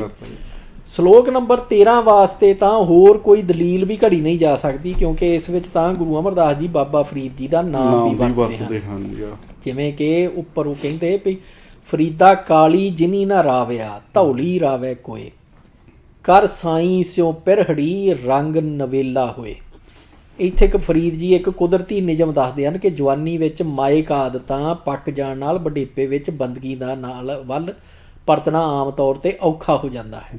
ਇਹ ਆਪਾਂ ਵੇਖਦੇ ਵੀ ਹਾਂ ਵੀ ਸਾਡੀ ਕੌਮ ਦੇ ਵਿੱਚ ਭਈ ਜਿਹੜਾ ਇਸ ਵੇਲੇ ਰੁਝਾਨ ਸੀਗਾ ਭਈ ਸਾਰੀ ਉਮਰ ਜਿਹੜਾ ਆ ਵੀ ਉਹ ਸਿੱਖੀ ਤੋਂ ਦੂਰ, ਜਦੋਂ ਰਿਟਾਇਰ ਹੋ ਗਏ ਕੰਮ ਹੁਣ ਹੁੰਦਾ ਨਹੀਂ ਕੋਈ, ਤੇ ਫੇਰ ਅਖੇ ਗੁਰਬਾਣੀ ਵੱਲ ਨੂੰ ਹੋ ਜਾਂਦੇ ਆ। ਹੁਣ ਉੱਥੇ ਉਹ ਬਾਬਾ ਫਰੀਦ ਜੀ ਦਾ ਜਿਹੜਾ ਸ਼ਬਦ ਆ ਵੀ ਉਹ ਵੀ ਹੁਣ ਉਸ ਲੋਕ ਜਿਹੜਾ ਵੀ ਧਿਆਨ ਤੇ। ਇਹਦੇ 'ਚ ਇੱਕ ਥੋੜੀ ਜਿਹੀ ਗੱਲ ਮੈਂ ਐਡ ਕਰਦਾ ਭਾਜੀ, ਇਕੱਲੀ ਗੁਰਬਾਣੀ ਵੱਲ ਨਹੀਂ ਹੁੰਦੇ, ਜੇ ਗੁਰਬਾਣੀ ਵੱਲ ਹੋਣ, ਜੇ ਉਹਨੂੰ ਪੜ੍ਹ ਕੇ ਵਿਚਾਰ ਲੈਣ, ਸਮਝ ਲੈਣ, ਤਾਂ ਵੀ ਗੱਲ ਆ। ਪ੍ਰਧਾਨਗੀਆਂ ਵੱਲ ਹੋ ਜਾਂਦੇ ਆ, ਗੁਰਦੁਆਰੇ ਦੇ ਸਿਸਟਮ ਵੱਲ ਹੋ ਜਾਂਦੇ ਆ। ਚਲਾਣੇ ਤਾਂ ਤੁਹਾਨੂੰ ਪਤਾ ਕੀ ਹੈਗਾ ਆ, ਤੁਹਾਨੂੰ ਆਂਦਾ ਕੀ ਹੈਗਾ ਆ, ਕਿਹੜੇ ਹੈ ਨਾ। ਉੱਥੇ ਫਿਰ ਉੱਥੋਂ ਦੀ ਫਿਰ ਜਿਹੜਾ ਸਾਡਾ ਸਿੱਖੀ ਦਾ ਬੇੜਾ ਗਰਕਣਾ ਸ਼ੁਰੂ ਹੋਇਆ, ਕਿਉਂਕਿ ਗੁਰਦੁਆਰੇ ਤੋਂ ਸਿੱਖੀ ਪ੍ਰਫੁੱਲਤ ਹੋਣੀ ਸੀਗੀ। ਉਹ ਨਾਲੇ ਜਿਹੜਾ 60 ਸਾਲਾਂ ਦੀ ਉਮਰ ਦੇ ਵਿੱਚ ਜਾ ਕੇ ਗੁਰਬਾਣੀ ਪੜ੍ਹਨ ਲੱਗਿਆ, ਹਾਂਜੀ, ਉਹ ਆਪਣੇ ਲਈ ਨਹੀਂ ਪੜ੍ਹ ਰਿਹਾ, ਉਹ ਦੂਜਿਆਂ ਨੂੰ ਸਮਝਾਉਣ ਤੁਰ ਪੈਂਦਾ ਹੈਗਾ ਆ। ਉਹ ਸਾਰਾ ਕੁਝ ਹੀ ਜਿਹੜਾ ਆ ਵੀ ਉਹ ਬਹੁਤ ਮਤਲਬ ਚਿੰਤਾ ਦਾ ਵਿਸ਼ਾ ਸਾਡੇ ਵਾਸਤੇ। ਹੁਣ ਉਹ ਬਾਬਾ ਫਰੀਦ ਜੀ ਦਾ ਜਿਹੜਾ ਸ਼ਲੋਕ ਆ ਵੀ ਉਹਦੇ ਜਵਾਬ ਦੇ ਵਿੱਚ ਫਿਰ ਗੁਰੂ ਅਮਰਦਾਸ ਜੀ ਲਿਖਦੇ ਆ ਜੀ ਭਈ ਫਰੀਦਾ ਕਾਲੀ ਧੌਲੀ ਸਾਹਿਬ ਸਦਾ ਹੈ, ਜੇ ਕੋ ਚਿੱਤ ਕਰੇ ਆਪਣਾ ਲਾਇਆ ਪਿਰਮ ਨਾ ਲੱਗਈ, ਜੇ ਲੋਚੈ ਸਭ ਕੋਏ, ਇਹ ਪਿਰਮ ਪਿਆਲਾ ਖਸਮ ਕਾ, ਜੈ ਭਾਵੈ ਤੈ ਦੇ। ਸੋ ਮਤਲਬ ਵੀ ਗੁਰੂ ਅਮਰਦਾਸ ਜੀ ਬਕਾਇਦਾ ਬਾਬਾ ਫਰੀਦ ਨੂੰ ਸੰਬੋਧਨ ਹੋ ਕੇ ਤੇ ਆਹ ਸ਼ਲੋਕ ਜਿਹੜਾ ਉਹ ਲਿਖਦੇ ਪਏ ਆ। ਸਹੀ ਗੱਲ ਹੈ। ਫਰੀਦਾ ਕਾਲੀ ਧੌਲੀ ਸਾਹਿਬ ਸਦਾ ਹੈ। ਸੋ ਮਤਲਬ ਵੀ ਹੁਣ ਉਹ ਕਹਿੰਦੇ ਵੀ ਜੇ ਨਾ ਹੁੰਦੀ ਬਾਬਾ ਆਪਣਾ ਗੁਰੂ ਅਮਰਦਾਸ ਜੀ ਕੋਲੇ ਬਾਣੀ, ਬਾਬਾ ਫਿਰ ਕਿੱਦਾਂ ਉਚਾਰ ਸਕਦੇ, ਉਹ ਉਚਾਰਦੇ ਕਿੱਦਾਂ। ਸਹੀ ਗੱਲ ਹੈ। ਸੋ ਮਤਲਬ ਵੀ ਕਲੀਅਰ ਐਵੀਡੈਂਸ ਜਿਹੜਾ ਉਹ ਪਿਆ ਹੋਇਆ। ਬਿਲਕੁਲ। ਪਰ ਜਿਨ੍ਹਾਂ ਨੇ ਪੜ੍ਹਨਾ ਹੀ ਨਹੀਂ, ਬਿਲਕੁਲ, ਉਹਨਾਂ ਨੂੰ ਕਿੱਦਾਂ ਸਮਝ ਲੱਗੂਗੀ। ਗੱਲ ਉੱਥੇ ਇਹੀ ਆ ਜਾਂਦੀ ਨਾ। ਇਹ ਤੋਂ ਮਤਲਬ ਭਾਜੀ ਜਿਹੜਾ ਇੱਕ ਜਿਹੜਾ ਭੇਡੂ ਦਿਮਾਗ ਕਹਿ ਲੈਂਦੇ, ਜਿਹੜਾ ਭੇਡ ਦਿਮਾਗ ਜਿਹਨੇ ਮਗਰ ਹੀ ਲੱਗਣਾ ਆ, ਚਾਹੇ ਉਹ RSS ਮਗਰ ਲੱਗਿਆ, ਚਾਹੇ ਬਾਬਿਆਂ ਮਗਰ ਲੱਗਿਆ, ਚਾਹੇ ਬਾਹਮਣਾ ਮਗਰ ਲੱਗਿਆ, ਚਾਹੇ ਗੁਰਮੀਤ ਰਾਮ ਰਹੀਮ ਕੋਲੇ ਉੱਠ ਕੇ ਆ ਕੇ ਤੇ ਢੱਡਰੀਆਂ ਵਾਲੇ ਕੋਲੇ ਬਹਿ ਗਿਆ, ਚਾਹੇ ਨਹੀਂ ਭਾਜੀ ਢੰਡਰੀਆਂ ਵਾਲੇ ਢੰਡਰੀ ਕੋਲੇ ਹੈਨਾ, ਚਾਹੇ ਉਹ ਢੰਡਰੀਆਂ ਵਾਲੇ ਮਗਰ ਲੱਗਾ ਆ। ਤੇ ਇਹਨਾਂ ਦਾ ਮਤਲਬ ਇਹ ਤੋਂ ਪਤਾ ਚੱਲਦਾ ਹੈ ਕਿ ਸਬੂਤ ਵੀ ਪਿਆ ਆ, ਐਵੀਡੈਂਸ ਵੀ ਪਿਆ ਆ। ਹੁਣ ਸਾਰੇ ਐਵੀਡੈਂਸ ਤੁਹਾਡੇ ਸਾਰਿਆਂ ਸਾਹਮਣੇ ਆ। ਅੱਜ ਤਾਂ ਸੋਸ਼ਲ ਮੀਡੀਆ ਦਾ ਜ਼ਮਾਨਾ ਆ, ਤੁਹਾਨੂੰ ਤਾਂ ਕਿਸੇ ਦੇ ਮਗਰ ਲੱਗਣ ਦੀ ਲੋੜ ਹੀ ਨਹੀਂ। ਤੁਸੀਂ ਆਪ ਸਰਚ ਕਰੋ, ਆਪ ਤੁਸੀਂ ਹੈਨਾ ਆਪਣੀ ਸਟੱਡੀ ਕਰਕੇ ਆਪ ਥੋੜਾ ਜਿਹਾ ਤੁਸੀਂ ਵਿੱਚ ਜਾ ਕੇ ਲੱਭ ਲਓ ਸਾਰਾ ਕੁਝ, ਤੁਹਾਨੂੰ ਸਾਰਾ ਕੁਝ ਲੱਭ ਲੈਣਾ ਹੈ। ਹੁਣ ਜਿੰਨੀ ਬਕਵਾਸ ਢੰਡਰੀਆਂ ਵਾਲੇ ਨੇ ਕੀਤੀ ਹੈ ਹੈਨਾ, ਗੁਰੂ ਇਤਿਹਾਸ ਬਾਰੇ, ਸਿੱਖ ਇਤਿਹਾਸ ਬਾਰੇ, ਬਾਕੀ ਹਨਾ ਜੋ ਬਕਵਾਸ ਕਰਦਾ ਆ ਉਹ, ਨਾਲੇ ਫਿਰ ਉਹਦੀਆਂ ਗੱਲਾਂ ਦੀ ਜਿਹੜੀਆਂ ਦਲੀਲਾਂ ਦਿੰਦਾ ਆ ਉਹ ਇੰਨੀਆਂ ਹਲਕੀਆਂ ਪੱਧਰ ਦੀਆਂ ਹੈਗੀਆਂ, ਉਹਦੇ ਮੂਹਰੇ ਵੀ ਦਲੀਲਾਂ ਦਿੱਤੀਆਂ ਜਾ ਚੁੱਕੀਆਂ ਆ, ਯਾਨੀ ਕਿ ਸਾਰਾ ਕੁਝ ਪਿਆ ਆ। ਹੁਣ ਜੇ ਤੁਸੀਂ ਉਹਨਾਂ ਨੂੰ ਐਵੇਂ ਜਿੱਦਾਂ ਕਹਿੰਦੇ ਨਾ ਕਿ ਜਿੱਦਾਂ ਕਬੂਤਰ ਅੱਖਾਂ ਮੀਚ ਲੈਂਦਾ, ਹੁਣ ਤੁਸੀਂ ਜੇ ਉਵੇਂ ਹੀ ਅੱਖਾਂ ਮੀਚਣੀਆਂ ਆ, ਤੁਹਾਡੀ ਆਪਣੀ ਨਲਾਇਕੀ ਹੈਗੀ ਆ, ਤੁਹਾਡੀ ਆਪਣੀ ਕਹਿ ਲਓ ਕਿ ਮੂਰਖਤਾਈ ਹੈਗੀ ਆ, ਤੁਸੀਂ ਕਿਸੇ ਨੂੰ ਨਾ ਬਲੇਮ ਕਰੋ, ਹੈਨਾ। ਸਾਰਾ ਕੁਝ ਸਾਹਮਣੇ ਪਿਆ, ਜੋ ਢੱਡਰੀਆ ਵਾਲਾ ਬਕਵਾਸ ਕਰਦਾ, ਬੱਕੜਵਾ ਕਰਦਾ, ਚਾਹੇ ਜਿੰਨੇ ਖੱਪ ਗ੍ਰੇਡ ਕਰਦੇ ਹੈਗੇ ਆ, ਹੈਨਾ ਜੀ, ਉਹਦੇ ਵਿੱਚ ਤੁਸੀਂ ਕਿਸੇ ਨੂੰ ਇਲਜ਼ਾਮ ਨਹੀਂ ਲਾ ਸਕਦੇ ਹੈਗੇ। ਬਿਲਕੁਲ ਜੀ। ਅੱਗੇ ਫਿਰ ਉਹ ਲਿਖਦੇ ਨੇ ਭਈ ਸ਼ਲੋਕ ਨੰਬਰ 13 ਵਾਸਤੇ ਤਾਂ ਹੋਰ ਕੋਈ ਦਲੀਲ ਵੀ ਘੜੀ ਨਹੀਂ ਜਾ ਸਕਦੀ। ਬਿਲਕੁਲ, ਕਿਉਂਕਿ ਇਸ ਵਿੱਚ ਤਾਂ ਗੁਰੂ ਅਮਰਦਾਸ ਜੀ ਬਾਬਾ ਫਰੀਦ ਦਾ ਨਾਮ ਵੀ ਵਰਤਦੇ ਹਨ ਜੀ। ਬੜੀ ਸਾਫ਼ ਤੇ ਪ੍ਰਤੱਖ ਗੱਲ ਹੈ ਕਿ ਸਾਰੇ ਸ਼ਲੋਕ ਗੁਰੂ ਨਾਨਕ ਪਾਤਸ਼ਾਹ ਨੇ ਪਾਕਪਟਨ ਜਾ ਕੇ ਸ਼ੇਖ ਇਬਰਾਹੀਮ ਪਾਸੋਂ ਲਏ, ਜੀ, ਆਪਣੇ ਪਾਸ ਲਿਖ ਕੇ ਰੱਖ ਲਏ, ਇਹਨਾਂ ਨੂੰ ਚੰਗੀ ਤਰ੍ਹਾਂ ਪੜ੍ਹਿਆ ਵਿਚਾਰਿਆ, ਜਿੱਥੇ ਜਿੱਥੇ ਲੋੜ ਜਾਪੀ ਬਾਬਾ ਫਰੀਦ ਦੇ ਖਿਆਲ ਦੀ ਹੋਰ ਵਿਆਖਿਆ ਕਰ ਦਿੱਤੀ। ਜੀ। ਆਪਣੀ ਬਾਣੀ ਦੇ ਨਾਲ ਹੀ ਗੁਰੂ ਅੰਗਦ ਸਾਹਿਬ ਦੀ ਰਾਹੀਂ ਗੁਰੂ ਅਮਰਦਾਸ ਜੀ ਤੱਕ ਬਾਣੀ ਸਾਰੀ ਅਪੜਾਈ। ਜੀ। ਗੁਰੂ ਅਮਰਦਾਸ ਜੀ ਨੇ ਵੀ ਫਰੀਦ ਜੀ ਦੇ ਕਈ ਇਸ਼ਾਰੇ ਮਾਤਰ ਦੱਸੇ ਖਿਆਲਾਂ ਨੂੰ ਹੋਰ ਸਾਫ਼ ਕਰ ਦਿੱਤਾ। ਸੋ ਜਿੱਥੋਂ ਤੱਕ ਬਾਬਾ ਫਰੀਦ ਦੀ ਬਾਣੀ ਦਾ ਸੰਬੰਧ ਹੈ, ਇਹ ਗੁਰੂ ਅਰਜਨ ਸਾਹਿਬ ਨੇ ਇਕੱਠੀ ਨਹੀਂ ਕਰਾਈ, ਇਹ ਸਾਰੀ ਦੀ ਸਾਰੀ ਉਹਨਾਂ ਨੂੰ ਗੁਰੂ ਨਾਨਕ ਪਾਤਸ਼ਾਹ ਤੋਂ ਹੀ ਵਿਰਸੇ ਵਿੱਚ ਮਿਲੀ ਸੀ। ਜੀ। ਇੱਕ ਹੋਰ ਗੱਲ ਧਿਆਨ ਨਾਲ ਵੇਖੋ, ਬਾਬਾ ਫਰੀਦ ਦੇ ਸ਼ਲੋਕਾਂ ਦੇ ਸੰਗ੍ਰਹਿ ਵਿੱਚ 130 ਸ਼ਲੋਕ ਹਨ। ਇਹਨਾਂ ਵਿੱਚ ਸ਼ਲੋਕ ਨੰਬਰ 13, 32, 52, 104, 113, 120, 122, 123 ਅਤੇ 124 ਗੁਰੂ ਨਾਨਕ ਪਾਤਸ਼ਾਹ ਅਤੇ ਗੁਰੂ ਅਮਰਦਾਸ ਜੀ ਦੇ ਹਨ। ਠੀਕ ਹੈ ਜੀ। ਸੋ ਮਤਲਬ ਵੀ ਹੁਣ ਜੇ ਕੋਈ ਖੇਚਲ ਕਰੇ ਗੁਰਬਾਣੀ ਪੜ੍ਹਨੇ ਦੀ, ਬਿਲਕੁਲ, ਤੇ ਆਹ ਜਿਹੜੀਆਂ ਨੁਕਤੇ ਨੇ ਇਹ ਆਪੇ ਹੀ ਸਮਝ ਲੱਗ ਜਾਣੇ ਆ, ਤੇ ਦੁਸ਼ਮਣ ਦੇ ਹਮਲੇ ਜਿਹੜੇ ਉਹ ਵੈਸੇ ਹੀ ਖੁੰਡੇ ਹੋ ਜਾਂਦੇ ਆ। ਬਿਲਕੁਲ ਸਹੀ ਗੱਲ ਹੈ। ਸੋ ਮਤਲਬ ਵੀ ਅਲਟੀਮੇਟਲੀ ਆਪਾਂ ਫੇਰ ਦੁਬਾਰਾ ਆਪਣੀ ਗੱਲ ਜਿਹੜੀ ਪਿਛਲੇ ਪ੍ਰੋਗਰਾਮਾਂ 'ਚ ਆਪਾਂ ਕਰਦੇ ਆਏ ਆ ਰਿਪੀਟ ਕਰੀਏ, ਭਈ ਜਿਹੜੇ ਦੁਸ਼ਮਣ ਦੇ ਹਮਲੇ ਆ ਉਹਨਾਂ ਦਾ ਇੱਕੋ ਇੱਕ ਜਵਾਬ ਆ, ਬਿਲਕੁਲ, ਭਈ ਅਸੀਂ ਆਪਣਾ ਜਿਹੜਾ ਗਿਆਨ ਦਾ ਪੱਧਰ ਆ ਉਹਨੂੰ ਉੱਚਾ ਕਰੀਏ, ਤੁਹਾਡੀ ਨੌਲੇਜ। ਜੀ ਬਿਲਕੁਲ। ਤੇ ਉਹ ਇੱਕੋ ਹੀ ਤਰੀਕਾ ਆ ਵੀ ਗੁਰਬਾਣੀ ਜਿਹੜੀ ਆ ਵੀ ਉਹਨੂੰ ਪੜ੍ਹੀਏ। ਜੀ ਬਿਲਕੁਲ। ਗੁਰਬਾਣੀ ਪੜ੍ਹੀਏ, ਗੁਰਬਾਣੀ ਵਿਚਾਰੀਏ, ਤੇ ਉਹਨੂੰ ਜਿਹੜਾ ਆ ਵੀ ਆਪਣੀ ਸੋਚ, ਆਪਣੀ ਰਹਿਣੀ ਤੇ ਆਪਣੀ ਬਹਿਣੀ ਦੇ ਵਿੱਚ ਅਪਲਾਈ ਕਰੀਏ। ਬਿਲਕੁਲ, ਬਿਲਕੁਲ। ਸੋ ਅਦਰਵਾਈਜ਼ ਕੋਈ ਨਹੀਂ ਹੈਗਾ ਇਹਦੇ 'ਚ। ਉਹ ਭਾਈ ਇਹੀ ਹੈ ਨਾ ਕਿ ਇੱਕ ਕਹਿ ਲਓ ਕਿ ਸਮਝਣ ਵਾਲੀ ਗੱਲ ਇਹ ਹੈ ਕਿ ਇਹਦਾ ਕੋਈ ਟੀਕਾ ਨਹੀਂ ਹੈਗਾ। ਜੇ ਤੁਹਾਡੇ ਇੱਦਾਂ ਕਿਤੇ ਵੇਨ 'ਚ ਟੀਕਾ ਲਾਤਾ ਤੁਹਾਨੂੰ ਗਿਆਨ ਹੋ ਜਾਣਾ ਆ, ਇਹਦੇ ਲਈ ਤੁਹਾਨੂੰ ਥੋੜਾ ਜਿਹਾ ਹਾਰਡ ਵਰਕ ਕਰਨਾ ਪੈਣਾ ਆ, ਥੋੜਾ ਜਿਹਾ ਤੁਹਾਨੂੰ ਇਸ ਪਾਸੇ ਨੂੰ ਧਿਆਨ ਦੇਣਾ ਪੈਣਾ ਆ, ਤਦੀ ਤੁਸੀਂ ਆਪਣੇ ਆਪ ਨੂੰ ਉਸ ਜਿਹੜਾ ਅਗਿਆਨਤਾ ਦਾ ਹਨੇਰਾ ਆ ਉਹਦੇ ਵਿੱਚੋਂ ਤੁਸੀਂ ਕੱਢ ਸਕਦੇ ਹੋ। ਨਹੀਂ ਤਾਂ ਕਦੇ ਤੁਸੀਂ ਕਿਸੇ ਦੀ ਭੇਡ ਬਣ ਜਾਣਾ ਆ, ਕਦੇ ਕਿਸੇ ਦੀ ਭੇਡ ਬਣ ਜਾਣਾ ਆ, ਕਦੇ ਕਿਸੇ ਦੀ। ਛੜੱਪਾ ਮਾਰ ਕੇ ਇਧਰੋਂ ਉਧਰ ਜਾ ਕੇ ਹਾਂ, ਰਹਿਣਾ ਤੁਸੀਂ ਭੇਡ ਹੀ ਆ, ਛੜੱਪੇ ਹੀ ਵੱਜਣੇ ਆ ਤੁਹਾਡੇ, ਹੈਨਾ। ਇਧਰੋਂ ਦੀ ਉਧਰ ਛੜੱਪਾ ਹੀ ਵੱਜਿਆ ਆ।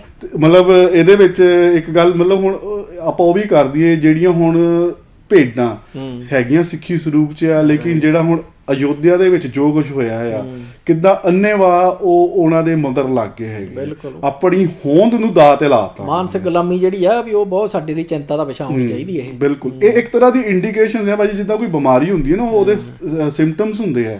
ਕਈ ਜਦੋਂ ਤੁਸੀਂ ਸਿੰਪਟਮਸ ਨੂੰ ਸਮੇਂ ਸਿਰ ਨਹੀਂ ਕੰਟਰੋਲ ਕੀਤਾ, ਉਹਨਾਂ ਨੇ ਬਿਮਾਰੀ ਨੇ ਖਤਰਨਾਕ ਬਣ ਜਾਣਾ ਆ। ਤੇ ਇਹ ਖੈਰ ਤਾਂ ਸਿੰਪਟਮਸ ਤੇ ਕਈ ਗਾਹਾਂ ਲੰਘ ਗਏ, ਬਿਮਾਰੀ ਆਲਰੇਡੀ ਖਤਰਨਾਕ ਬਣ ਚੁੱਕੀ ਹੈ। ਜੇ ਹਜੇ ਵੀ ਅਸੀਂ ਨਾ ਸੁਚੇਤ ਹੋਏ, ਹਜੇ ਵੀ ਅਸੀਂ ਨਹੀਂ ਜਾਗੇ, ਤੇ ਅਸੀਂ ਫਿਰ ਮਰਨ ਦੇ ਕੰਢੇ ਪਹੁੰਚ ਜਾਣਾ ਹੈ, ਕਗਾਰ ਤੇ ਪਹੁੰਚ ਜਾਣਾ ਹੈ। ਕਿਉਂਕਿ ਬੜੀ ਕਹਿ ਲਓ ਕਿ ਮੰਦਭਾਗੀ ਹੈਗੀ ਇਹ ਸਿਚੁਏਸ਼ਨ ਸਾਡੇ ਸਾਰਿਆਂ ਵਾਸਤੇ ਕਿ ਇੱਕ ਸਿੱਖ, ਗੁਰੂ ਦਾ ਸਿੱਖ ਹੋ ਕੇ ਉਸ ਤਰੀਕੇ ਨਾਲ, ਉਸ ਜਿਹੜਾ ਅਯੋਧਿਆ ਦੇ ਵਿੱਚ ਜੋ ਹੋਇਆ ਹੈ, ਜਿਸ ਤਰੀਕੇ ਨਾਲ ਉਹਨਾਂ ਨੇ ਰਾਮ ਮੰਦਿਰ ਦੀ ਉਸਾਰੀ ਕੀਤੀ ਹੈ, ਉਸ ਤੁਸੀਂ ਇੱਕ ਸਿੱਖ ਦੇ ਨਜ਼ਰੀਏ ਤੋਂ ਦੇਖੋ ਤਾਂ ਗੱਲ ਅੱਡ ਹੈ, ਤੁਸੀਂ ਇੱਕ ਹਿੰਦੂ ਦੇ ਨਜ਼ਰੀਏ ਤੋਂ ਦੇਖ ਕੇ ਉਹਨੂੰ ਤੁਸੀਂ ਐਪਰੀਸ਼ੀਏਟ ਕਰ ਰਹੇ ਆ, ਜਿਹੜਾ ਕਿ ਇੱਕ ਚੰਗੀ ਗੱਲ ਨਹੀਂ ਹੈਗੀ, ਜਿਹੜਾ ਸਾਡੇ ਸਾਰਿਆਂ ਵਾਸਤੇ ਸੋਚਣ ਵਾਲੀ ਚਿੰਤਾ ਦਾ ਵਿਸ਼ਾ ਹੈਗਾ ਆ। ਬਿਲਕੁਲ, ਬਿਲਕੁਲ, ਬਿਲਕੁਲ। ਅੱਗੇ ਫਿਰ ਉਹ ਲਿਖਦੇ ਨੇ ਵੀ ਸ਼ੁਰੂ ਤੋਂ ਅਖੀਰ ਤੱਕ ਸਾਰੇ ਸ਼ਲੋਕਾਂ ਵਿੱਚ ਵੀ ਗੁਰੂ ਪਾਤਸ਼ਾਹੀਆਂ ਦੇ ਸ਼ਲੋਕ ਜਿਹੜੇ ਨੇ ਵੀ ਉਹ ਹੈਗੇ ਨੇ ਜੀ।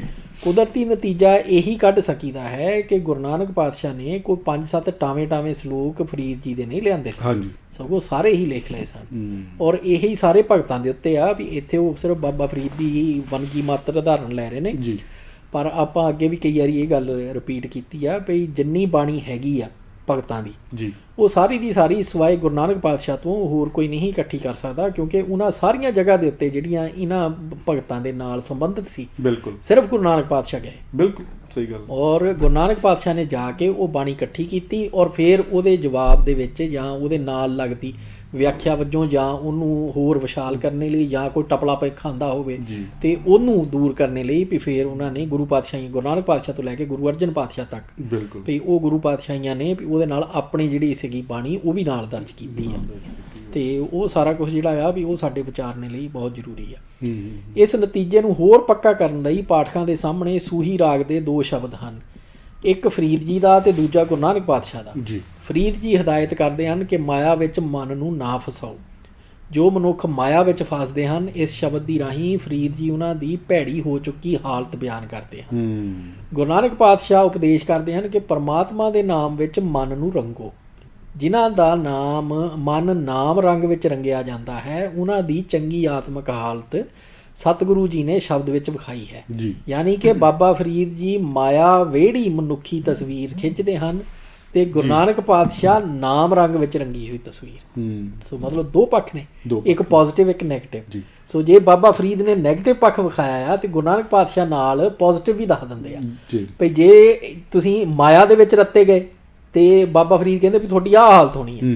ਉਹਦੇ ਉਲਟ ਗੁਰੂ ਨਾਨਕ ਪਾਤਸ਼ਾਹ ਕਹਿੰਦੇ ਵੀ ਜੇ ਤੁਸੀਂ ਉਹ ਵਾਹਿਗੁਰੂ ਦੇ ਰੰਗ ਦੇ ਵਿੱਚ ਰੰਗੇ ਗਏ ਫਿਰ ਤੁਹਾਡੀ ਜਿਹੜੀ ਸੋਹਣੀ ਤਸਵੀਰ ਹੋਣੀ ਆ ਫਿਰ ਉਹ ਆਹ ਹੋਣੀ ਹੈ। ਸੋ ਉਹ ਦੇਖੋ ਮਤਲਬ ਕਿੰਨੀ ਸੋਹਣੀ ਜਿਹੜੀ ਆ ਵੀ ਵਿਚਾਰ ਵੀ ਗੁਰੂ ਨਾਨਕ ਪਾਤਸ਼ਾਹ ਦੀ ਤੇ ਬਾਬਾ ਫਰੀਦ ਦੀ ਸਦੀਆਂ ਦੇ ਵਿੱਚ ਹੋ ਰਹੀ ਆ।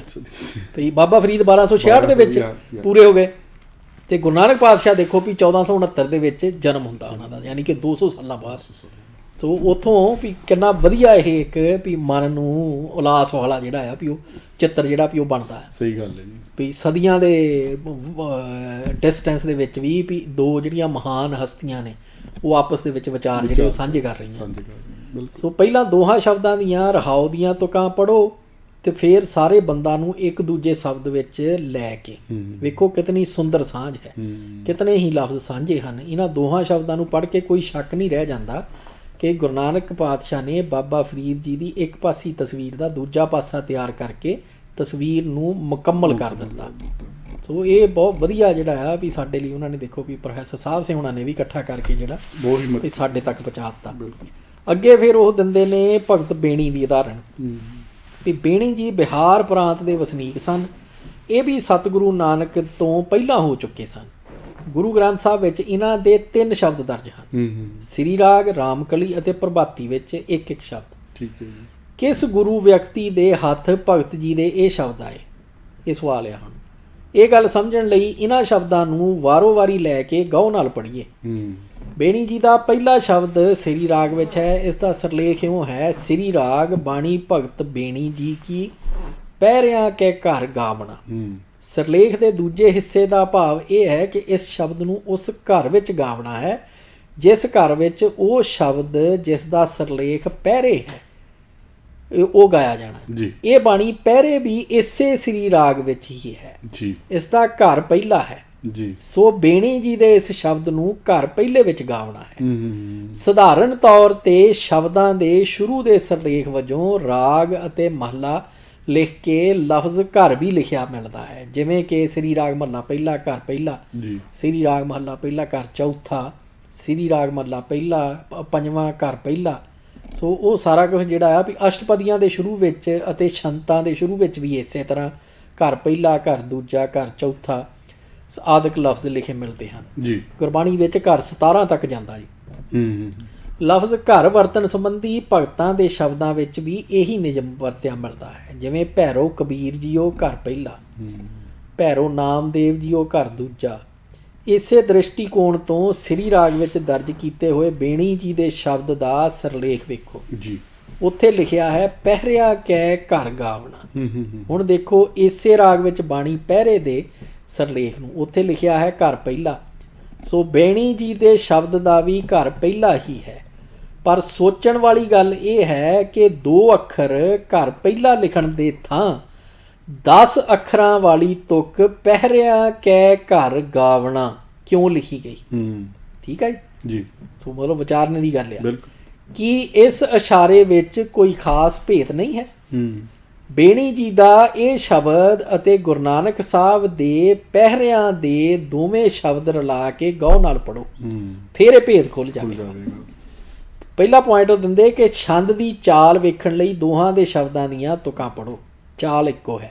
ਜਿਵੇਂ ਕਿ ਬੇਣੀ ਜੀ ਦੇ ਰੇ ਨਰ ਗਰਭ ਕੁੰਡਲ ਜਬ ਆਛਤ ਉਰਦ ਧਿਆਨ ਲਿਵ ਲਾਗਾ, ਮ੍ਰਿਤਕ ਪਿੰਡ ਪਦ ਮਦ ਨਾ ਅਹਨਸ ਏਕ ਅਗਿਆਨ ਸੋ ਨਾਗਾ। ਤੇ ਗੁਰੂ ਨਾਨਕ ਪਾਤਸ਼ਾਹ ਜੀ ਦਾ ਸ਼ਬਦ ਜਿਹੜਾ ਆ ਵੀ ਪਹਿਲੇ ਪਹਿਰੇ ਰੈਣ ਕੇ ਵਣਜਾਰਿਆ ਮਿੱਤਰਾ ਹੁਕਮ ਪਿਆ ਗਰਭਾਸ, ਉਰਦ ਤਪ ਅੰਤਰ ਕਰੇ ਵਣਜਾਰਿਆ ਮਿੱਤਰਾ ਖਸਮ ਸੇਤੀ ਅਰਦਾਸ। ਨੰਬਰ ਦੂਜਾ ਫਿਰ ਉਹ ਪੁਆਇੰਟ ਦਿੰਦੇ ਵੀ ਹੁਣ ਦੋਹਾਂ ਸ਼ਬਦਾਂ ਦੇ ਮਜ਼ਮੂਨ ਨੂੰ ਗਹੁ ਨਾਲ ਵਿਚਾਰੋ, ਜੋ ਦੋਹਾਂ ਵਿੱਚ ਹੀ ਇਉਂ ਹੈ। ਜਿਤਨਾ ਚਿਰ ਜੀਵ ਮਾਂ ਦੇ ਪੇਟ ਵਿੱਚ ਰਹਿੰਦਾ ਹੈ ਸਿਰਜਣਹਾਰ ਪ੍ਰਭੂ ਵਿੱਚ ਧਿਆਨ ਜੋੜੀ ਰੱਖਦਾ ਹੈ, ਪਰ ਜਨਮ ਲੈ ਕੇ ਇੱਥੇ ਮਾਇਆ ਵਿੱਚ ਰੁੱਝ ਜਾਂਦਾ ਹੈ।